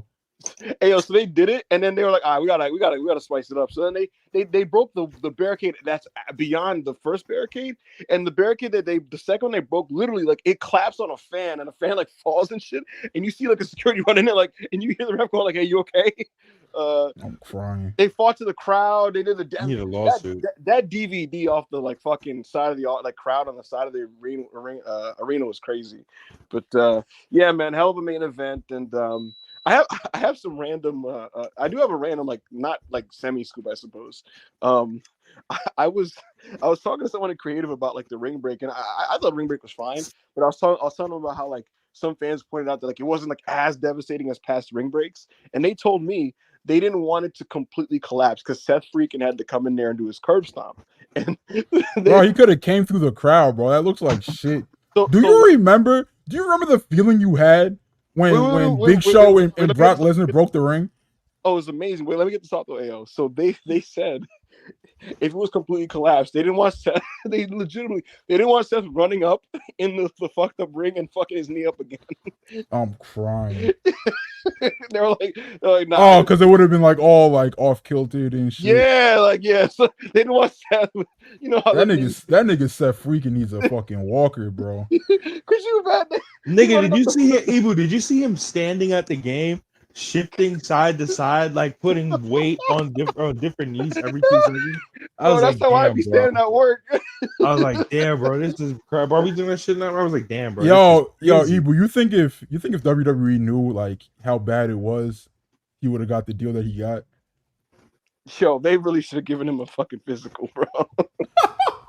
They should have given this nigga a physical. Yo, Nick Khan in his office talking about, we're paying $5 million a year for this. Yo, he said, hold on, before I give you $5 million, can you check your knees one more time? The nasty part is, before his last hiatus, the word was Rollins is clear. He could wrestle right now. The reason he's not is because he's dealing with chronic pain. It just hurts. And I'm like, is there any? They were telling me there's no structural damage to his knee. Like there's no thing that needs to be removed or fucking stitched together. It just hurts. So that's not a good place you want to be in. You know. While we're here, what did you think of the main event, Rob? I thought it was, like I said, I thought it was great. It was just back and forth. I'm gonna kill you. With this whole Bronson Reed and Seth thing, I don't want to see Seth wrestle Bronson Reed and like see him having to crash on his limbs and crash on his fucking. And if Seth is out here walking around like he's about to be in a wheelchair in a year. But other than that, I would love to see where Braun Strowman goes from here after this. He's going home. That's what he's going. He's going home. Which, yeah, I'm about to say he's not going to be here. So he's not going to be here. We will find out what happens from this. I'll ask you this, Rob. Who should win that Seth Rollins Bronson Reed match? I'm assuming that's coming probably at Saudi. Who should win that match? Well, considering all Seth Rollins has fucking done is lose all year, I think he should lose again. I'm crying. I was gonna say because I think freaking needs to eat a tsunami, bro. Wait, Ibu, I remember all that fantasy booking you was doing about Braun versus Braun. No, yes. Bronson versus Braun. Did that end up happening? No. They have not. It has not happened yet. That's so. So Bronson should probably win, and then I agree. If Jey Uso's gonna have a real title reign, then he should be like one of the monsters of the week or whatever. Have a program against that nigga. Yeah, I think Bronson Reed should beat Seth Rollins, and I know like because here's the thing, it could go either way. Either A, because here's the thing, they either do option A, which I don't love, which is Punk beats Gunther, Seth beats Reed, they make their way towards each other. But then it feels like you just sacrificed like two players to do that, or you do option B, where both guys suffer setbacks by the form of Reed and Gunther. You even out the main event playing field. You don't damage Punk necessarily or Seth because they have cachet. They're made men. Like Seth Rollins and Punk are made guys, right? And so they both suffer those setbacks from these two guys. You elevate the stock of Reed and Walter, and you simply just delay a match that we know will still happen at WrestleMania, and we're still like 5 months away. So I think that's the option that I would go with personally. So that's what I'm thinking, Rob. Corey David said $2. Could an NXT ROH ever happen? Not a no.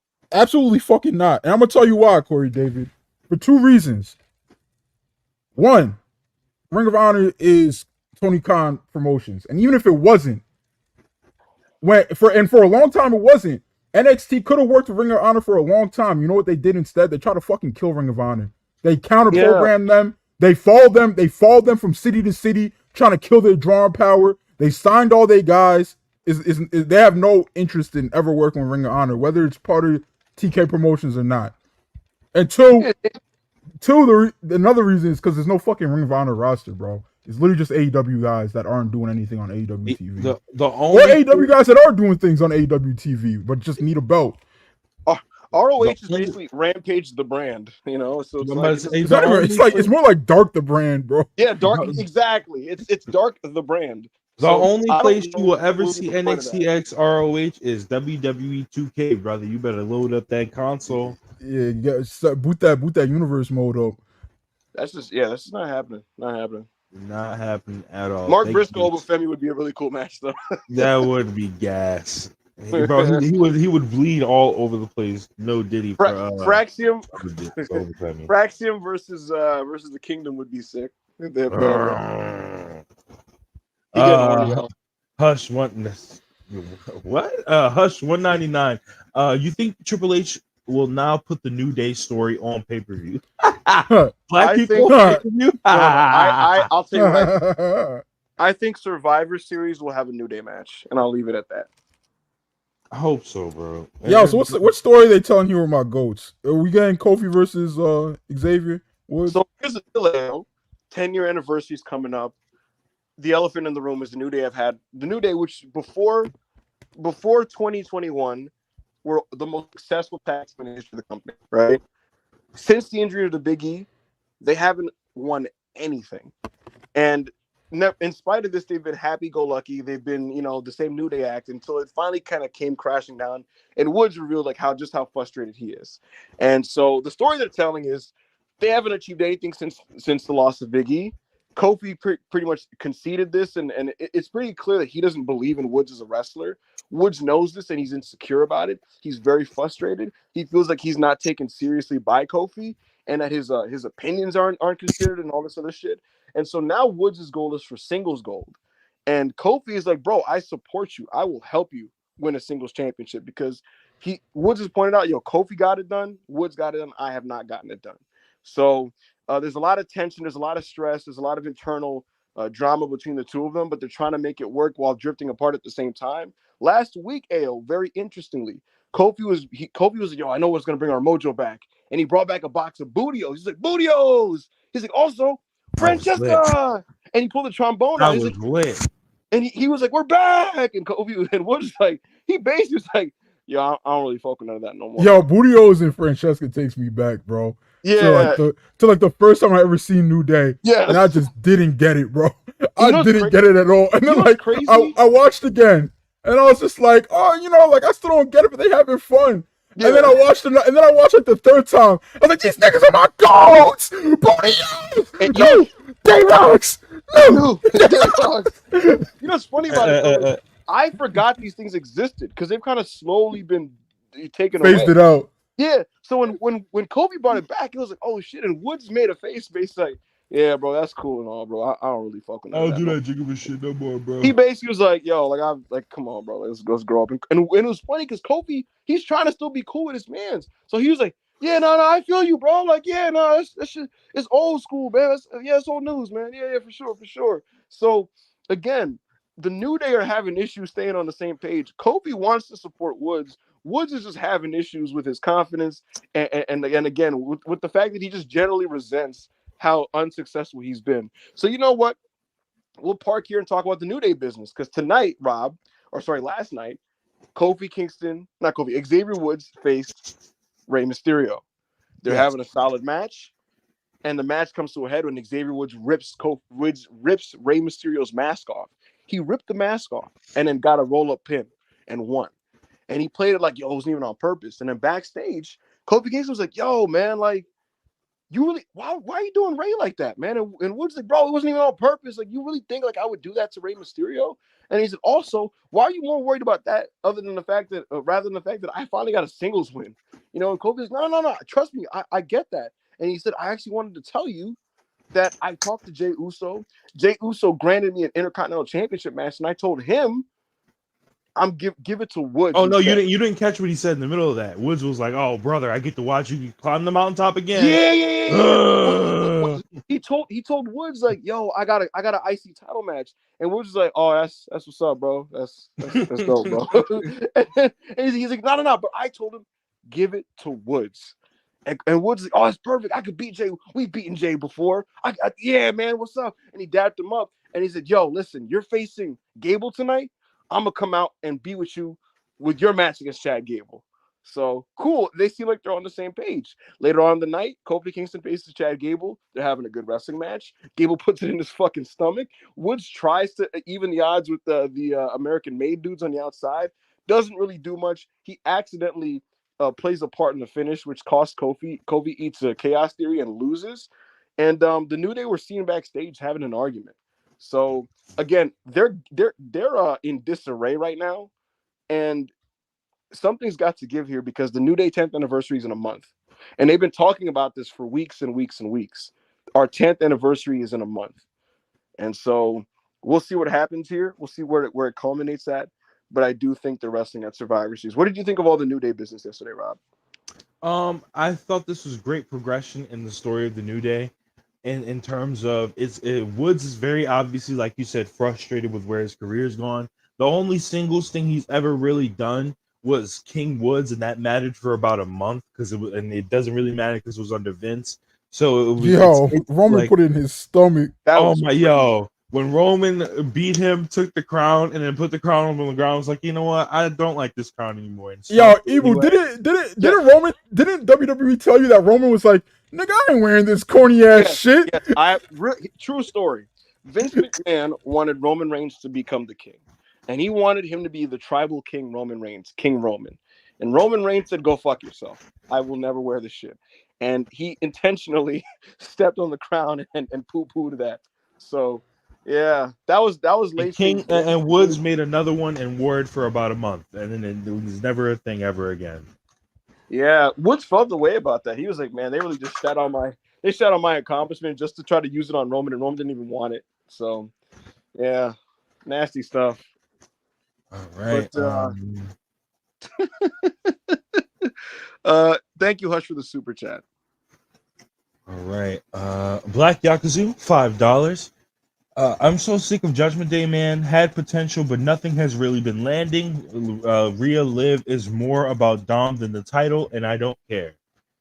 We'll use this to talk about the Judgment Day business from last night. Yo, I'm seeing drone shit all over this Judgment Day stuff. What's going on, bro? So here's the deal with that. I'm gonna just for the audience who doesn't know, I'll tell them what happened last night, and I'll explain what's happening with the fans here. So last night, we had the LWO Cruz del Toro, Joaquin Wilde, and Dragon Lee facing Carlito, Dominic, and JD McDonough. And as a match, it was actually a really nice showcase of Joaquin and Dragon Lee in particular. I gotta say, I've always thought he was solid, but Rob, like in these little spots, Joaquin's kind of winning me over. Like Joaquin, they were a minute in before the commercial break, and this nigga did a 450. 60 seconds into the match. He did a 450. He did this like step up tope like con hilo where like he stepped off the middle rope as he was running. Yeah, I saw that tope, bro. Like he literally just stepped off. That's the shit that that's what Punishment Martinez tried to do before he fucking almost ripped his leg off. Yeah, exactly. That was shout out my nigga ACH. That was after, and then after that we got the two double dives from Del Toro and or the former Mendoza and Dragon Lee. I thought Lee and Joaquin looked really good. And I gotta say, man, when it comes to these Mexican talent, man, every time you just let them simply wrestle, you just let them wrestle, like it gets over. The crowd was rocking and rolling for these guys. But of course, this comes to an end when Liv Morgan's on one side of the apron, and then Finn Balor shows up, and then Finn Balor knocks off Joaquin, and then he gets smoked. He eats the devil inside Ripcord Saito suplex from JD McDonough and the Judgment Day win. Worth noting, earlier in the show, Finn Balor wasn't there due to quote-unquote travel issues. Dominic called him on the phone, and Finn Balor over speaker said, "Yo, tell Liv I got everything taken care of." Fans are speculating that that's Raquel that he's talking about. And here's where the frustration is coming in, AO. Oh, brother. So here's the frustration. the fans, the general sentiment on this storyline is like, yo, it's all right, but I hope it doesn't run longer, right? But the Rhea Ripley is facing Liv Morgan at Bad Blood. And you would think, okay, Rhea Ripley, Liv Morgan, Bad Blood, Dominic's in a shark cage, he cannot interfere. Rhea Ripley is going to win, right? No, she probably will not. Why? Because they've been hyping up how they have this handled and they have this taken care of. And Finn Balor has called in some reinforcements. What is the reinforcement? Longtime Rhea Ripley nemesis and former tag partner of Liv Morgan, Raquel Rodriguez, who will probably show up, who will probably chokeslam the fuck out of Rhea Ripley, and Liv Morgan will likely retain her championship. And that's what's causing frustration among the fan base, because there's already that growing resentment, and then now it's going to boil over because Liv's going to retain, and it's going to prolong that title reign, whereas EO continues, like people like EO continue to be in the tag division, which is just kind of frustrating. So that's where a lot of this is coming from, in my opinion. Shouldn't these niggas be happy that Rhea's not gonna win then? Because like that's an easier vehicle to EO winning, right? Not it going to a fucking baby face. I don't think that they're looking at it that that's how I would look at it. I don't think that's how they look at it. But that's how these niggas are so fucking stupid, bro. Yeah. But, I mean, they watch 7 hours of WWE a week. So it is what the fuck? What I do? Hey, no offense to the chat. Y'all doing y'all thing. They're doing their thing. I'll say this. Y'all thing. To be honest with you, the Damian Priest side of this is totally fine in my opinion. He's literally just Puerto Rican Undertaker, and he just choke slams everybody and chases after Finn Balor. I'm totally fine with it. I think their match will be fine. If Finn doesn't want to power walk, it might actually be actively very good, because Priest is very over right now and he knows how to work. He's a much better. I've noticed he's a much better babyface working big man than he is as a heel working big man. And it's just fun to see him choke slam people and stuff like that. And he's great with fire. So if Finn Balor like shows up to actually like wrestle and isn't just like power walking, that could be a really good undercard match. Nigga, when is the last time Finn Balor didn't power walk? That's a great question, and it wasn't this year. It was like, when was the Seth match where he wrote 7 on his fucking shoulder and shit?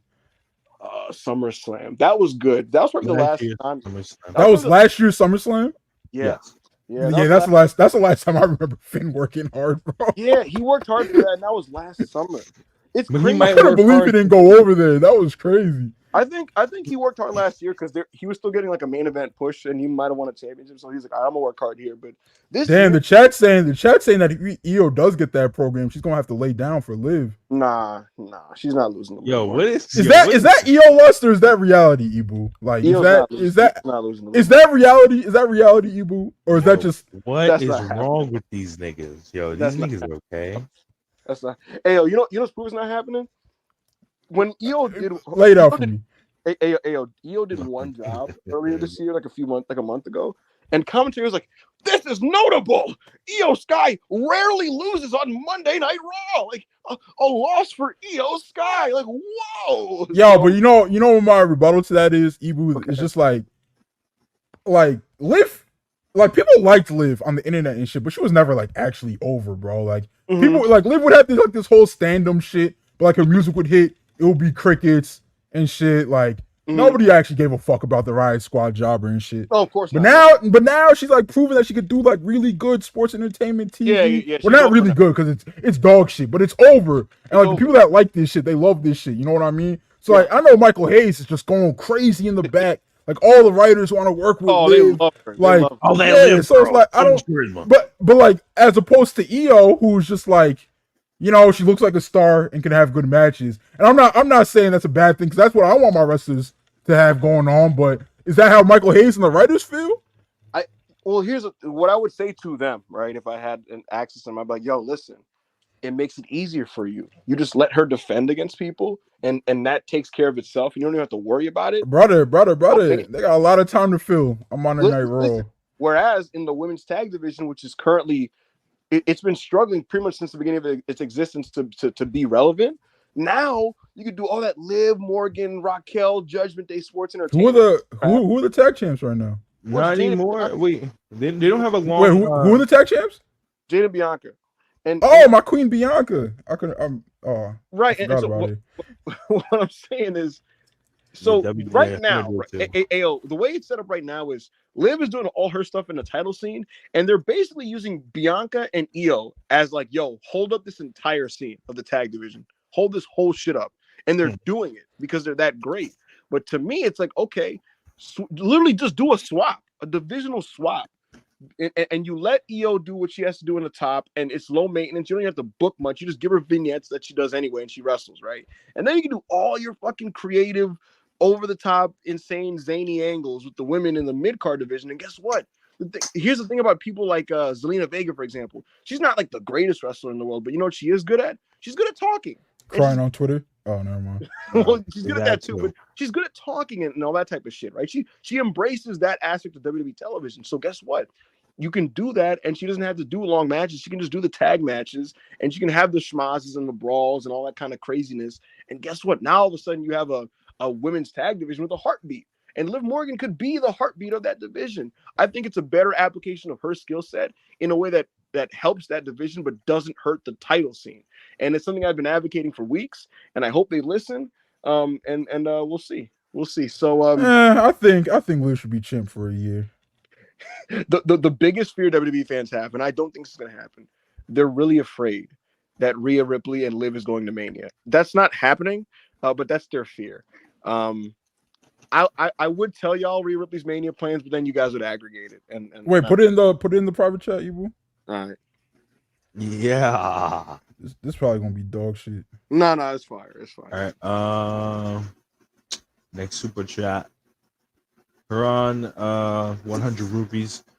Oh, brother!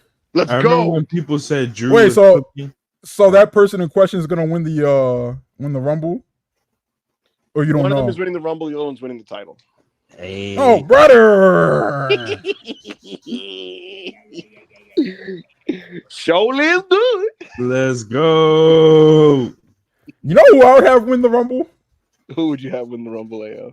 I would have Aaliyah come back and win the Rumble.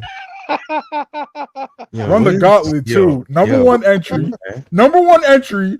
She's just throwing up on everybody, just puking on everybody, son. That's like her new ult. Like that's her special attack. Like she just throws up on niggas. She says racial slurs and she throws them over the top rope. I looked up Aaliyah on Twitter the other day and I found out I was blocked by her and I was like, what did I do? You probably correctly said she was dog shit. Yeah, I probably tweeted she was terrible. You probably yeah. What did she even? Is she like in wrestling still? Like I'm trying to do that. Like I'm about to see what she got going on. I need her back at the Rumble.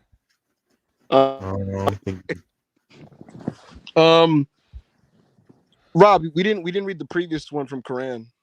No, we didn't. Yes, we did. No, we didn't. Hold on. Rob got CTE, bro. Right. So, all right. Anyway, while I find that one, Hush 499. What's going to be annoying is when they feature black male talent, the diehards will condescendingly go, "See, stop crying, you got your wish, bro." It's listen again. It's like the annoying part about all this. See, now, Messi and gave you your banana, and you go back to your plantation. Now you go back to that field, and you don't ask for no more singles matches. You take your SmackDown singles matches. People are gonna do that, and wrestling fans are just so annoying because ultimately, a lot of people, the root of most defensiveness amongst fans is the idea that they just don't like their favorite company being criticized. That's the root of most defensiveness on every side, right? Bunch of fucking idiots. So people are gonna do that. And yeah, but the thing is, right? And you could say I was bad faith, good faith, or whatever.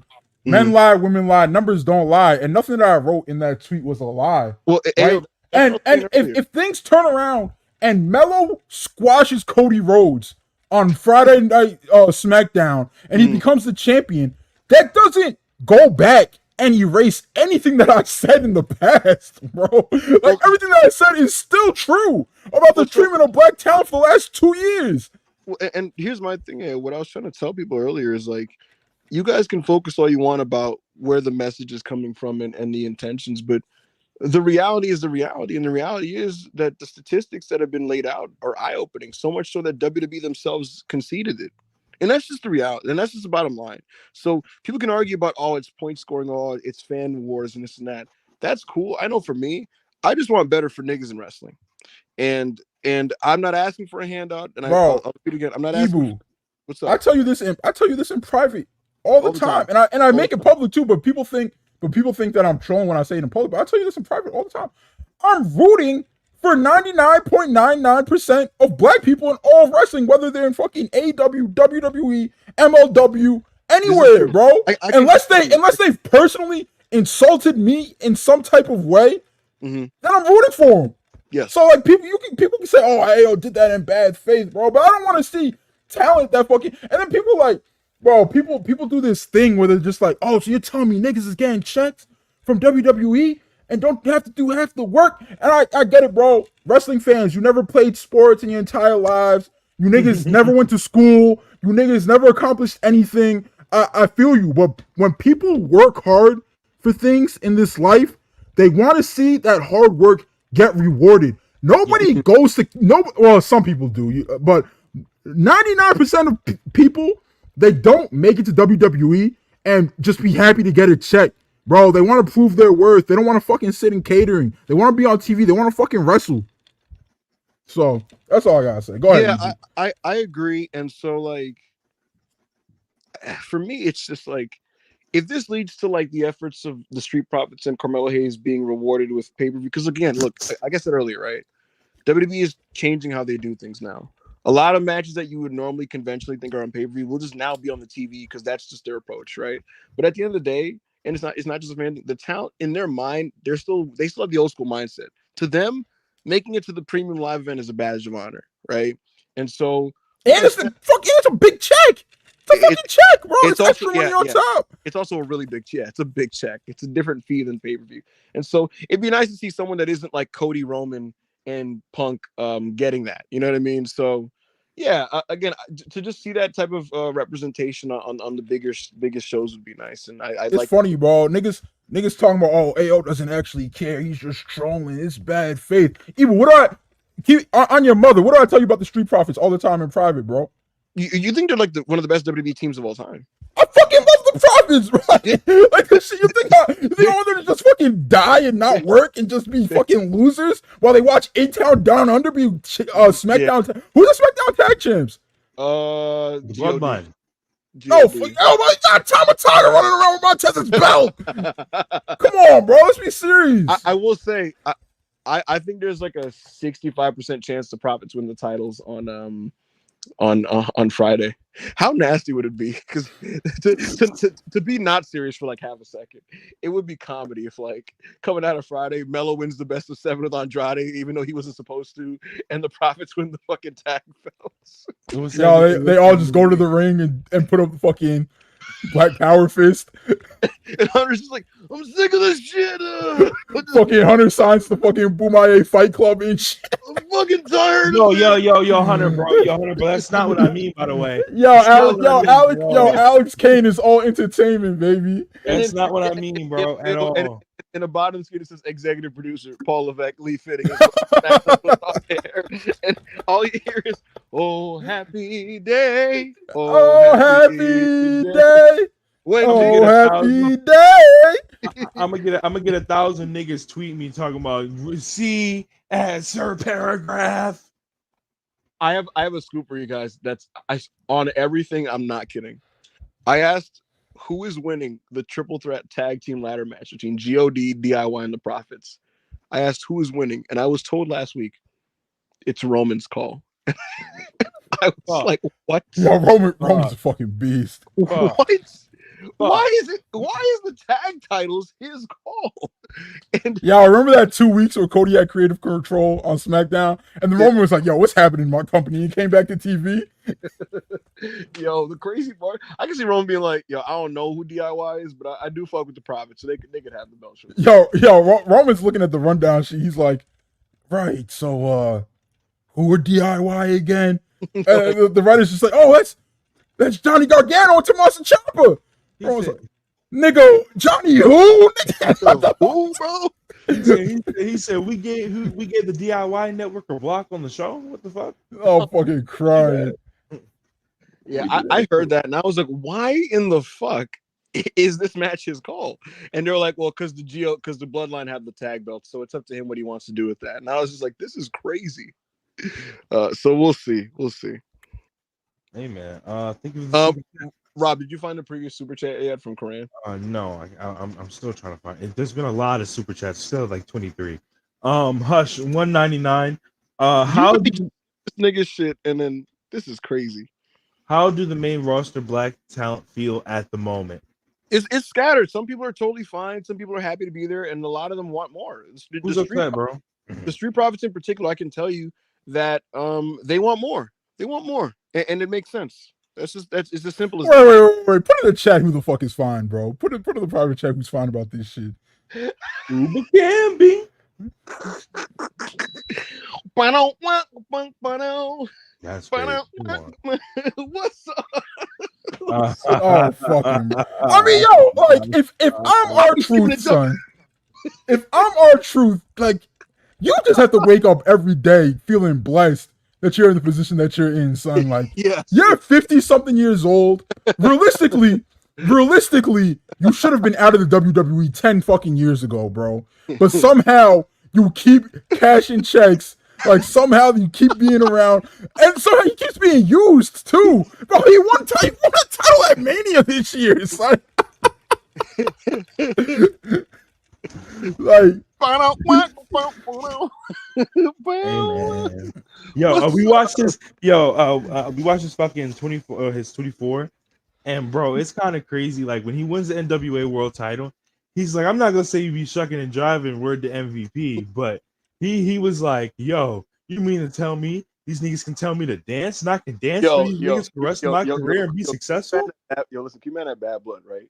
Hunter and Nick corner Ron Killings, and Nick's like, hey Ron, look, we love you, man, right? He's like, yeah, I fuck with y'all too. All right, can you do me a favor? Okay.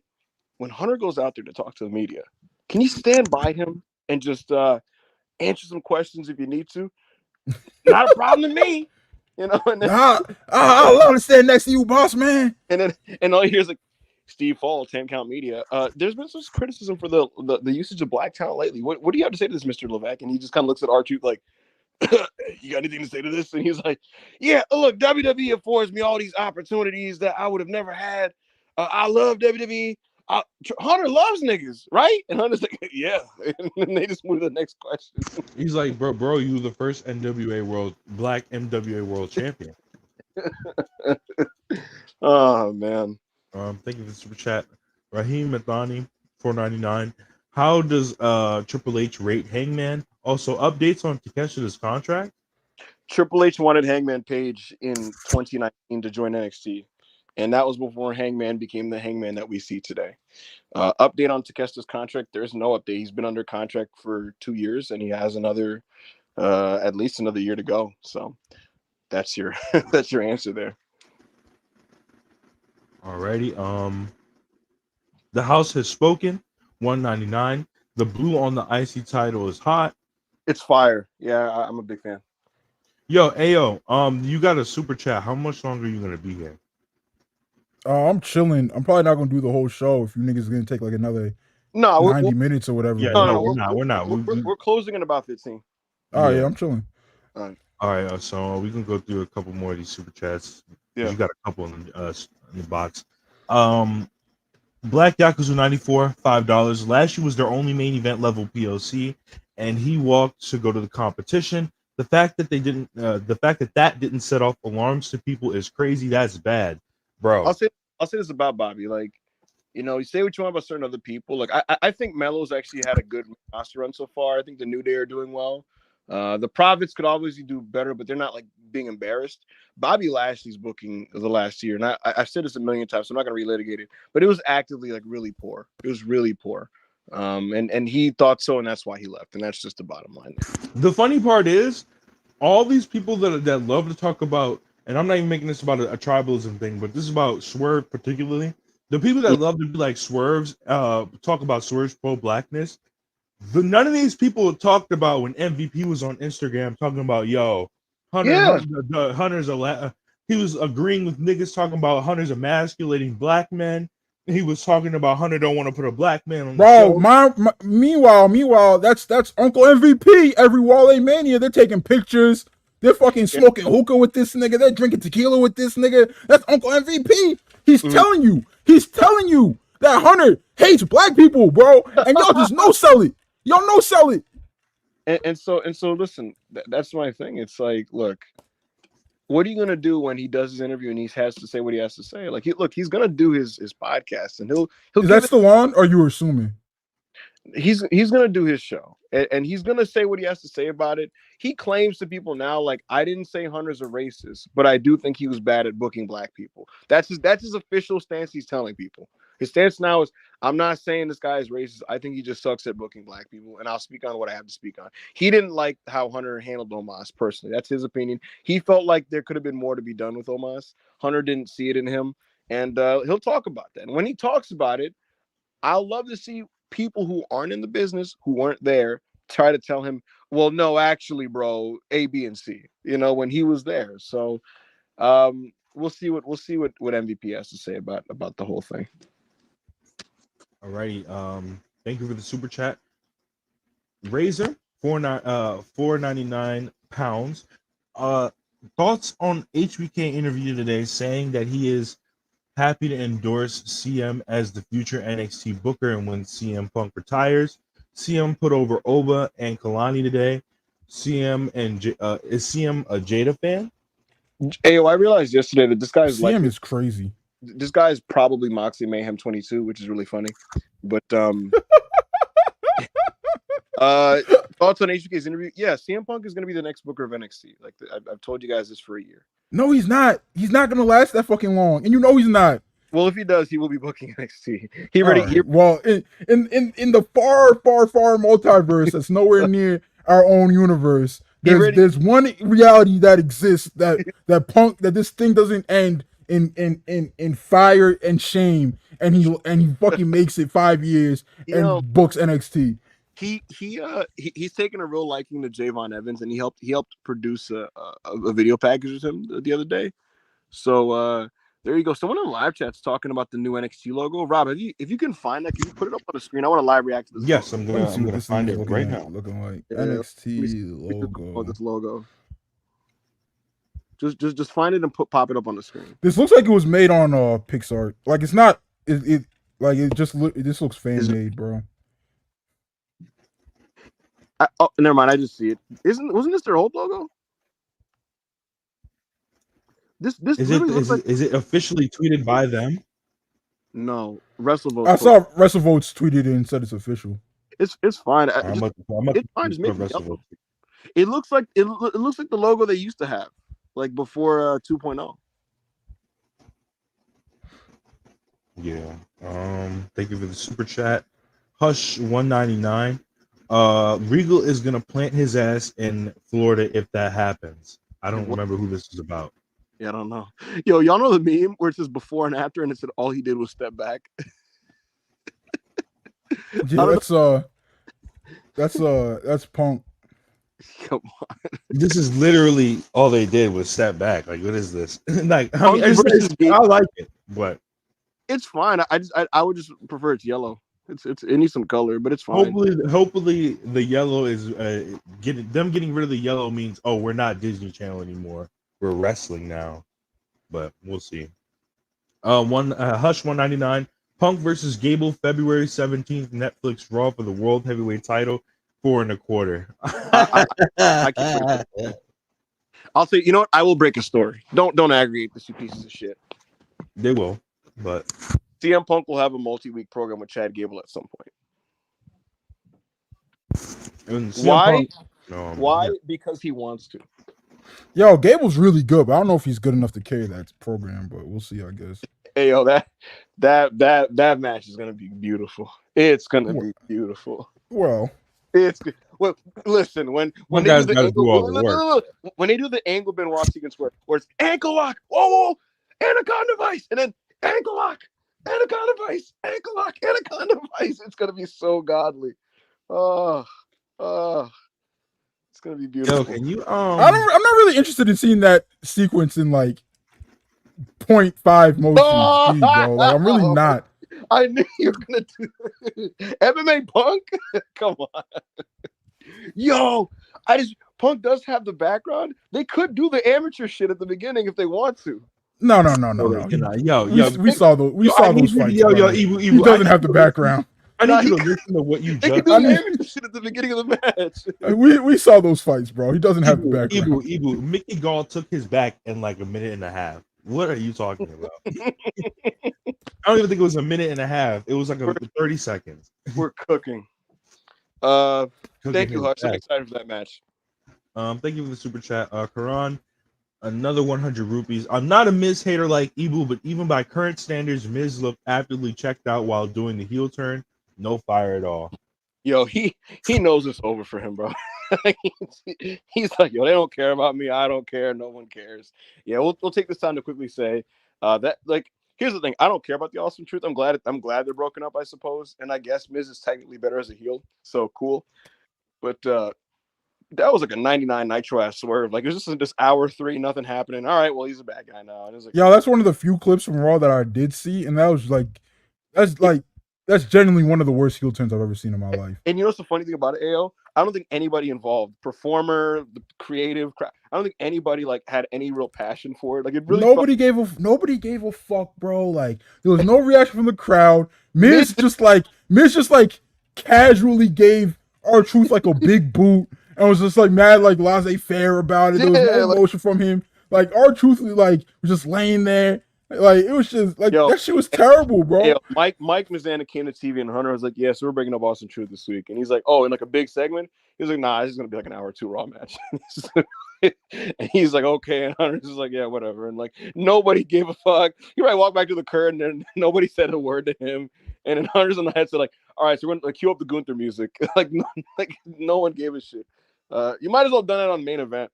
I remember when Main Event used to have like storylines for like the shitters like that. They should just do that with these types of guys. Oh, definitely. And bro, I'm not trying to Rob. Rob sounds like a beat boop ass nigga right now.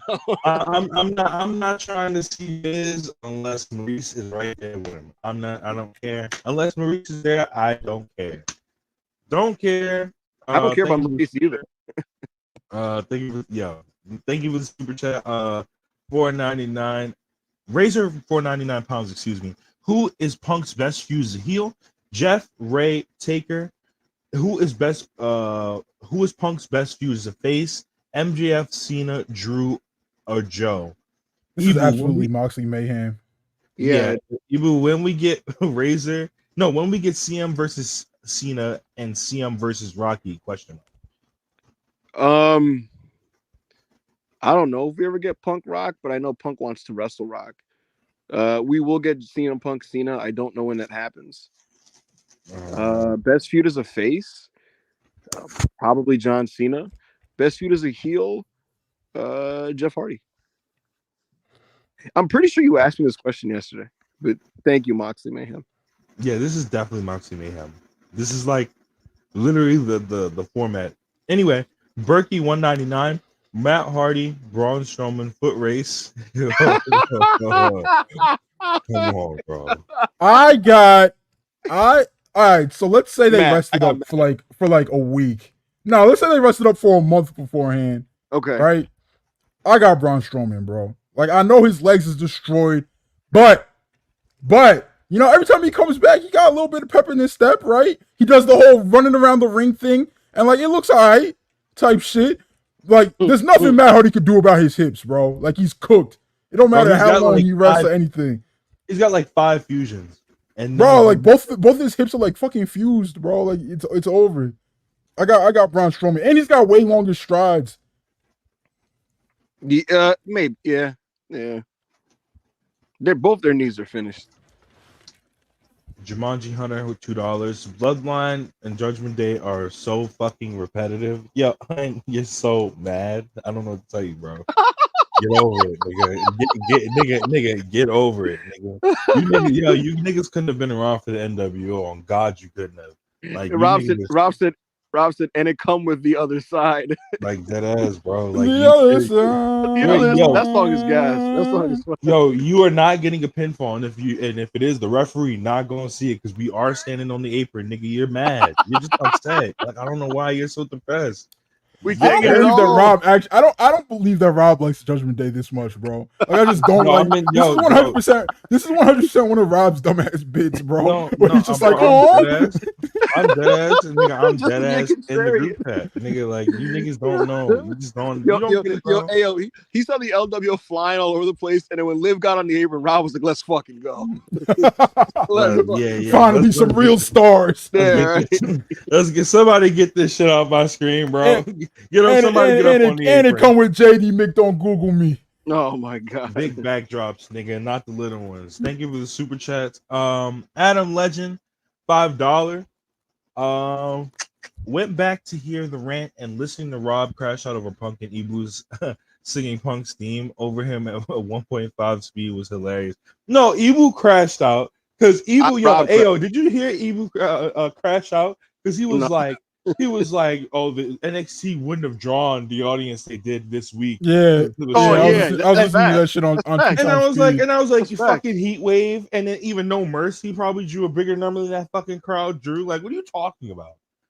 Heat Wave, and he was like, "Oh, well, Heat Wave was a package deal," and I was like, "Okay, bro, that's what's up." It's true, you fucking idiot. Like, no, you're so mad. You're upset. You know. We're not doing this. We're not doing this. Go to the next one, bro. I got like 10 minutes, bro. Learn how to count. Learn how to count, bro. I don't know what to tell you. Dunno, 199. Off topic. Ibu, thoughts on CMLL Noche de Campeones? Great show. This was the Night of Champions show on Friday. The opener was a trios match. It was Los Infernales taking on it was Star Jr., Neon, and Mascara Dorada. That was Mascara Dorada's best individual performance in a minute. Atlanta's. I'm not gonna lie. Don't speak on my guy, son. Stay over there on Live A and Wrestles. Lucha side, bro. And it come with Yave, nigga. Nigga, it dead ass comes to Shooting Star Press. It comes with Shooting Star Press the outside on this side, bro. Don't speak on my young goat, Mascara Dorada, son. Pero Hito faced Ultimo Dragoncito in a minis match. I wanted to like it because it was a minis match. It fucking sucked. They announced the women's Grand Prix. Shout out to Red Velvet. Stir it up. She will be in this Grand Prix. Let's fucking go. You heard that Spanish, nigga? She don't play about this Colombian shit. She don't play about this Colombian shit, bro. What's it called? Volador Jr. and Templario had a good match. It would have been better with more time. Soberano Jr., Atlantis Jr., very good. Soberano Jr. was dripped the fuck out. Atlantis Jr. looked awesome. He got booed in Arena Mexico, which was despicable, but he got the win. And I thought Night of Champions was awesome. It was better than the 90th anniversary show. And if you guys have VK, definitely check that shit out. It was a great show. Thank you. All right, thank you for the super chat, Kale. Anniversary show wasn't great, unfortunately. Yeah, it wasn't that from top to bottom. That Jericho shit at the end was terrible too. Bro, it was literally just like the fucking shit cherry on top of like a shit kind of show, bro. It was unfortunate. You know what it feels like, AO? Because that's their biggest show of the year. It felt like WWF in 2000 because like every show, most pay-per-views in 2000 for WWF were awesome, and WrestleMania 2000 was a pile of shit. So it's one of those weird situations. Chaos is on my firstborn. Julia's winning. I don't know, bro. I don't know about all that, bro. That's I don't know yet. Thank you for the super chat. Ryan Cicchini of $6.99 Canadian. Julia is a harder hitting Becky. Gets everything out of what she has. I agree. Actually, I think they're very similar wrestlers. Bro, I feel like you people don't watch Julia wrestle. Like, she's not stiff. She doesn't hit hard. Like, that's not one of the things that. No, she doesn't. And like, even when she was great, that was never like one of the like. She would take people in the back kind of hard, I guess. But like, she was never like this stiff striker. I don't understand where this. Maybe because she doesn't do moves. Maybe because she doesn't do moves, people say this, but like she's not a stiff striker, bro, and she never was. It come with shoot headbutt, bro. I don't know what to tell you. Her actual thing is that she's willing to die for the game. Like her actual thing, she's a dare. Her actual thing is that she will drop her opponent on their neck, and she's willing to get dropped on her neck and take really stupid bumps. Like that's actually what Julie is about, and like Mad Aura. Like it's not that she's gonna fucking hit you to fucking death, bro. Like, I don't understand where, like, I get it, bro. Like, niggas don't actually watch these things that they talk about, but like, we can't let this prevail. this idea prevails. It's just not true. But I do get the Becky comparison in that. Like, neither is like this super coordinated, athletic, like gifted wrestler in that type of way. But when you watch their good matches, right? The appeal of the match is like the feeling and like the match construction and the drama and that type of shit. And so to me, I always looked at Julia as like a weird combination, hilariously as it sounds, of like Sabu and Becky Lynch. Razor again, oh my goodness. Does CM Punk go to Paulie for advice? Sometimes. He also goes to Paul Heyman to get word on like Roman Reigns sometimes as well. Oh, you got word on right. Come on, Rob. Punk said in interviews that Trick, Rocks, Oba, Braun, Kaiser, Javon are the future. Okay, but that's not a question. you just thoughts on Paulie and CM Punk mentoring Braun. Yeah, Braun Breaker consults both of them, and they both think he's awesome. CM Punk, Cena versus Gunther in the flag match at Mania. Aww, you're so bad. I think Gunther would say no. Nah, Gunther probably been marketing for the right price would be like, yeah, sure. Yo, Razor gotta chill, bro. Razor, 199 pound. How big is CM a Nick guy? List CM guys, and I'm not listing shit. For the first I one, can't list you that. That depends on how much money he gets paid on his next deal. And the second one, list of CM Punk guys in the WWE NXT. Bro, he loves Jey Uso. He loves Jackie Redmond. He's friends with Zoe Starks. He loves Indy Hartwell. He loves Roxanne. He gets along good with. All right, bro. Next super chat. Yeah, like what? The Chi-Town Spurs, $2. Someone. No, Strowman is as cooked as Boxer from Animal Farm. These shits are moving fast. I've never seen Animal Farm, I feel. Yeah, I might have. I just don't remember it. This super chat. Hush 199. Ayo, how would you book Cody Roman 3? All right, so what I would do is special Roman Reigns entrance, right? Special Roman Reigns. What else did you do, bro? It takes. Where are we doing this? Saudi, Saturday Night's Main Event, the Rumble, Mania. When are we doing this? Just Friday Night SmackDown. I don't think that it doesn't need to be. This doesn't need to. It doesn't. It's just Cody Rhodes. You know what I mean? Okay. So special Roman main event. Before the match, there's gonna be a VTR. It's gonna like show all Roman's greatest moments. It's gonna show Roman as a kid. It's gonna show Roman as a teenager. It's gonna show Roman playing ball at Georgia Tech. It's gonna show Roman playing ball in the Canadian Football League. It's gonna show Roman in developmental winning the FCW championship. It's gonna show the Shield. It's gonna show all of Roman's greatest moments. It's gonna show the big dog. All that shit. It's gonna show him become the tribal chief. All this shit. Calm 10 minutes. Calm 10-minute vignette, right? So it's gonna be great. It's gonna be great. Then we're gonna get to what's it called? The entrance. Special Roman Reigns entrance. He's gonna have a throne. I don't know if Samoans have thrones. Let me Google this. Traditional Samoan throne. Let's see. Oh, there is Samoan thrones. It's called and forgive me if wait. No, never mind. That's not the name of the throne. But they do have traditional Roman Samoan thrones. So we're gonna get one of those, right? We're gonna get one of those. Then we're gonna get Cody Rhodes' family members to carry the throne on their shoulders, right? We're gonna get Cody's family. He's got a couple nephews. We're gonna get Dustin Rhodes out there to carry this shit. We're gonna get Teal Rhodes out there. We're gonna get Cody's old mother out there to carry the throne. They're gonna carry Roman to the ring. No. Mama Rose has to put the Ulafala around Roman's neck. Okay. First. So not first. So they're gonna carry him to the ring, right? As soon as they get to the ring, they're gonna lay down the throne, put the Ulafala around Roman's neck. Roman puts one finger up in the sky. Then there's a dangerous amount of pyro that hits. Dangerous amounts. Like we're talking, the fire chief wants to shut down the entire show. Like you're seeing this shit from the International Space Station. That's how much pyro's going off. You feel me? And it's just gonna go crazy. Kids are gonna be crying. People are gonna be coming back from the dead. All that shit. and then Roman gets into the ring. Even more power goes off. You start Roman's theme back from the beginning, and you let that run off again. While niggas just absorb Roman's aura, right? The crowd's just absorbing it. They're taking it all in. All right, and then that's the end of Roman's entrance, right? And then Cody Rhodes gets a jobber entrance. We don't really need to hear Kingdom. We don't need to see him walk down the ramp. Cody's already in the ring while this happened, right? Jobber entrance for Cody. Bruce Buffer is doing the announcements. So Bruce Buffer, he says everything that relates to Cody, we have Bruce Buffer saying that. But to announce Roman, everything relates to Roman, we have Bruce Buffer saying that, right? Okay. But everything that relates to Cody, we're gonna have R-Truth do that, right? So Bruce Buffer's not like he gets paid by the hour type shit. Like it's like 300 bands for a fucking event. We're not wasting any of that bread on Cody. R-Truth got that for Cody, right? So it's finally time. Bruce does all that shit, right? Bell rings. Superman punch. Ooh, spear. Kick 1, 2, 3. Kick out. And noon. There's no kick out. Shut your black ass up. There's no kick out. Listen, Superman punch.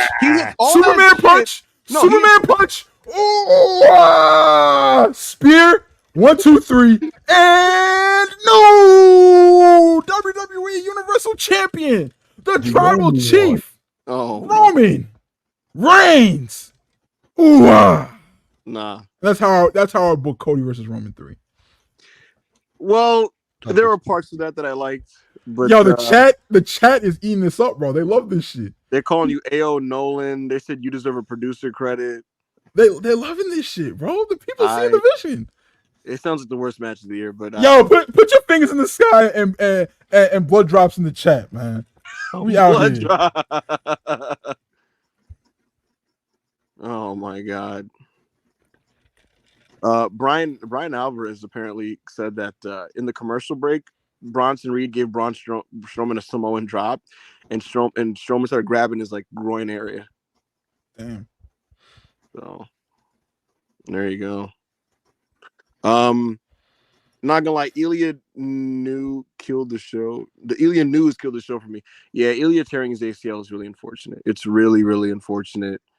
I hate it had to be him. Jumanji Hunter, $2. Alvarez said Braun might have tore his groin. Yeah, I'll tell you what about Braun. Someone DM'd me the same thing in the morning, and I've been trying to verify it. So we'll see what happens. Matt Hennessy, €249.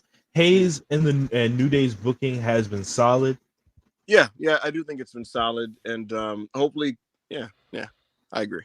But the Street Profits and Bianca's booking needs improvement.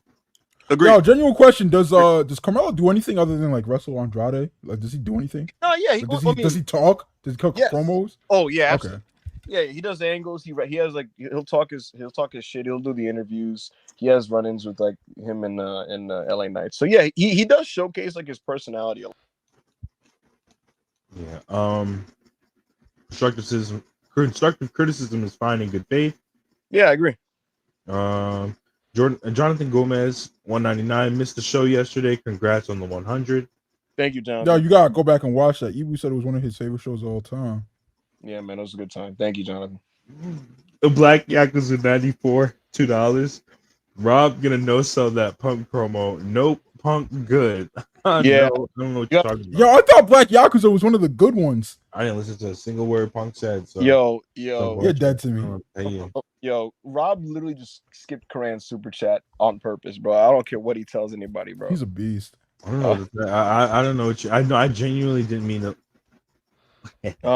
Karthik, 100 rupees. Between the New Day development Punk promo, Gunther, Sammy, and Hot Judgment Day angle in a fun main event. Quite enjoyed Raw, but the crowd was a bummer. Yeah, solid show. The crowd was weaker than normal because Indiana stinks. I do want to quickly touch on the Gunther thing. It was kind of interesting. He introduced his father to his lore. He confirmed that he took his time off from after Mania because he was ashamed by losing to Sammy. Because in his mind, he felt like if I lose to somebody who's better than me, then it's fine for my legacy. But I lost to Sami Zayn, which is a blemish on his resume. And he basically who does he consider better than him? I don't know, but he basically said like I do because Gunther was talking yesterday. He was like, "Yo, I think about my legacy a lot, actually." and stuff. And he basically was like, I was disgusted that I lost to Sammy. And he also said that, like, yo, Sammy brought his family at Mania and made a big show of it. Gunther said, I brought my family too. Like, my dad was there. And he basically was talking about how, like, his father, who's been hard on him like his whole life, like he couldn't look at him after he lost to Sammy. And so they kind of framed that whole story. And Sami Zayn was like, yo, just give me my match, this and that. And Sammy was like, yo, like, I'm in your head. You can't beat me. You cannot beat me. And so Gunther gave him a sleeper and then gave him a really stiff power bomb and said, you got your match. So why do I feel like Drone's not excited about this feud? No. So the actual feeling from the WWE hardcores is they're just mad it's not on Bad Blood, which I am. Oh, okay. Yeah. Because Bad Blood looks good and I'm looking forward to it. But if this was on it, like, you would be looking at an actively great show. So it's more frustration that it's not on the show. Andy, injury concerns aside, what are the chances we get a Punk title win? Old man Punk dethroning Gunther at Mania would be an incredible feel-good moment. I don't know when Punk Gunther. Disgusting. Well, actually, I was going to say Gunther Punk is mostly likely going to be Survivor Series, but I do think Punk will be the World Heavyweight Champion at some point. Yeah, keep that. Keep whenever that happens, keep that far away from me and my family. They don't need that shit around. Wait, what my nigga Javo just said? Hold on. Lowest Raw number in the show history. Let me look at this. Hold on. He probably did like a 1.3. And niggas talking about Punk need the world title. Punk got Roman on that show. Yeah. Y'all are annoying. Punk be on the show, bro. Like, y'all need y'all to stop that. Oh, maybe if he wins the world title. No, bro, he's there every week. I don't see the rating anywhere. Nigga, you know the rating come out at around 4:30 every Tuesday. Nigga, stop lying. I don't see. Yo, Javo, DM that to me. Arian Turner, $2. Any news on CW listing NXT as TV14? I seen that. 1.2. Punk, bro. What was the fuck? Yo, we need to 1.2. I need the quarters bad, nigga. I need the quarters. And niggas want to, and Punk wants $5 million a year. Oh boy. All right, yeah, 1.27. Oh, this is bad. Yeah, this is real bad. They did a 0.37. What was the Monday game? Was there 2 football games? Yeah, but nothing like 2. Nigga, them shits was 2 ass. It's 2 games with like it's like small markets, and one of them was backup versus backup the entire fucking game. It was so like, that's it wasn't the Jets versus it wasn't the Giants versus the Cowboys, bro. Like either way, it's a terrible number. That 0.37 is not good. You want to, even in football season, you want to stay above a 0.3, a 0.4. So it was a really, really awful number. So there you go. Really bad. Someone said DK Metcalf is a draw. DK Metcalf's a beast. But yeah, CW is. Yo, you dress like DK Metcalf, Ibu. Yo.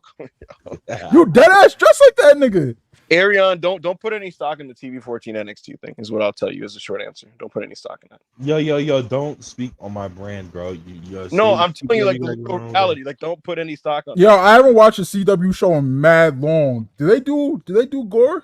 Do they do blood? I don't know. Let us know, Chad. Have to answer that. But I'm literally telling you guys because it was listed as that. Like, don't take any of that serious. And if they do list it at it would just be so that they can not have to mute Holy Shit Chance. It sounds like somebody's mad. Thank you for the super chat. Hush 199. I'd rather Rocks win, so Rocks drops to Vaquer instead. No. Yeah, bro. No. What's the upside of Julia winning other than like a new channel? Oh shit! Moment. Like, well, that's the whole appeal, in my opinion. It's just starting fresh. You know what I mean? So, but like, it's not like she could do like these TV angles that fucking Roxanne can do. She's not the ring general that Roxanne is. You can just put her in there with like these green ass PC talent, like, and like Stephanie Vaquer's coming in too. So what happens? Julia goes over and she wrestles Stephanie, and then like she beats Stephanie. So Stephanie's the odd woman out. I would, even though they did that shit last week with Stephanie to set her up as next, I would hold Stephanie out for a little bit. Oh, brother, Kale just shitting on Roxanne. Kale, we get it, bro. We get it, bro. Yeah, Julia meat rotted. Big Kale. Big Yo, Kale. but I literally like I thought Roxanne should just beat them both. Just right beat them now, fucking both, bro. Like as- beat them both. Not clean, like dirty, and then let her drop it to somebody at Stand and Deliver. What is it? It's October. Yeah, let her drop it to somebody at fucking Stand and Deliver, bro.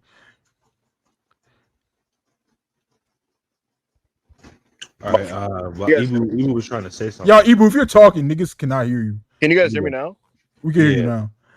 Yeah, I got a message from someone in AEW, and the quote was, "All-time lowest Raw viewership." Yeah, put that in the chat, bro. Put that in the chat. I feel like I know who it is. Nigga, you watch Raw. Nigga, you watch Raw. You're one of the people who contribute to the viewership. Oh boy. Shit. All right. Damn, bro. So Raw did a bad house and a bad TV number, bro. That's crazy. We need a scapegoat. And it was Punk Country. Who's the man? Who could I blame this on? Let's blame it on. We're blaming it on Punk. No, let's blame it on. Let's blame it on Liv Morgan. Let's do that. You're not blaming shit on Liv Morgan, nigga, because like she barely. No, it's not fucking. It's not Swerve. It's not a talent. Swerve does not fucking watch Raw, bro. Yeah, that nigga don't give a fuck about Raw. Benny B, $2. Any info on EO big singles match at Mania? Yes. All right, and Matt Hennessy, MCMG show up tonight? I don't know. I'd imagine next week. Motor City. That's the last super chat. All right, so then let's do this last one. Hold on, what the hell? Someone said, "Evil, you reaching, bro?" About what? Oh, about Liv Morgan. All right, so real quickly, Drew McIntyre wore a tux to the segment last night. There was an angle where they lowered the Hell in a Cell. They had a bunch of security to split them. Adam Pearce was there, and Punk and Drew gave their last messages to each other, and there was no physicality allowed. Drew said that he wore a tux because there's going to be a celebration when Punk was gone, and he wouldn't come back this time. Drew said that Punk has been back for less than a year, and you were injured for 4 months. Now you're going to be gone forever thanks to me. He said, even after all the evidence I presented to the fans, they still chanted for CM Punk. He names Roxanne Perez. He goes, Roxanne Perez worshipped CM Punk, but realized what kind of person CM Punk was after spending a few days with him. Eventually, the fans are going to have to look in the mirror and realize who the idiots were. So there you go. That's verbiage. My fault. Punk's, let's see here. Drew McIntyre said that Punk hated him and he hated Punk. He said that Punk taught him how to hate. Drew said, I didn't have time for hate in my life. Hate's a powerful weapon if you use it correctly, but it was dangerous if it stays inside you long term. And he said, I'm lucky because of bad blood that hate's going to die with CM Punk. CM Punk said, people have called me a lot of things throughout my career, voice of the voiceless. He said, tonight, I'm voiceless because I had nothing left to say to a piece of garbage like Drew McIntyre. Punk said that he couldn't go home and has been staying in a hotel for 4 weeks because he couldn't subject his wife to the man that all of this has turned him into. He called Drew McIntyre a son of a bitch, who turned him into the fictitious boogeyman that his harshest critics accused him of being. He said that's the type of man I have to be at Sunday, and he told Drew McIntyre that he's going to send him home in a box. Punk wanted Drew McIntyre to remember that he prayed for this, and he told Drew that when he was on his knees and hands begging, he would look up at CM Punk, and Punk was going to wipe the blood off his eyes so that he could see him. He said Drew's not going to be praying to God or the devil. You'll be praying to CM Punk. And he told him, "Yo, this fucking sucks." No, it doesn't. This promo sucks. Kill yourself. This promo is tremendous. Yeah, you're gonna get niggas booted off air. Oh, brother. Yeah, he meant in Roblox. Oh. Yes, absolutely.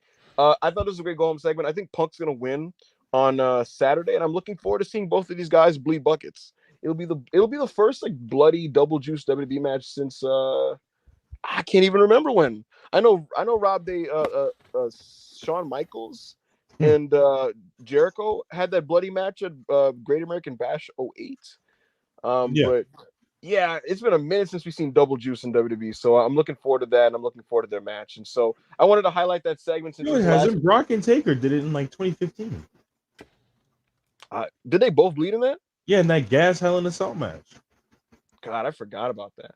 That was good. That was good. So yeah, I wanted to just highlight that. And I thought this was a fun review. It was all super chats, but we ended up finding a way to talk about the show anyway, and I had a good time. So I appreciate all you guys. Thank you so much for watching the Rest of Pierce Raw review. Thank you for supporting. And for AO and for Rob, I'm Ebu Russell Pierce. I'll catch you guys next week. Enjoy NXT tonight. NXT.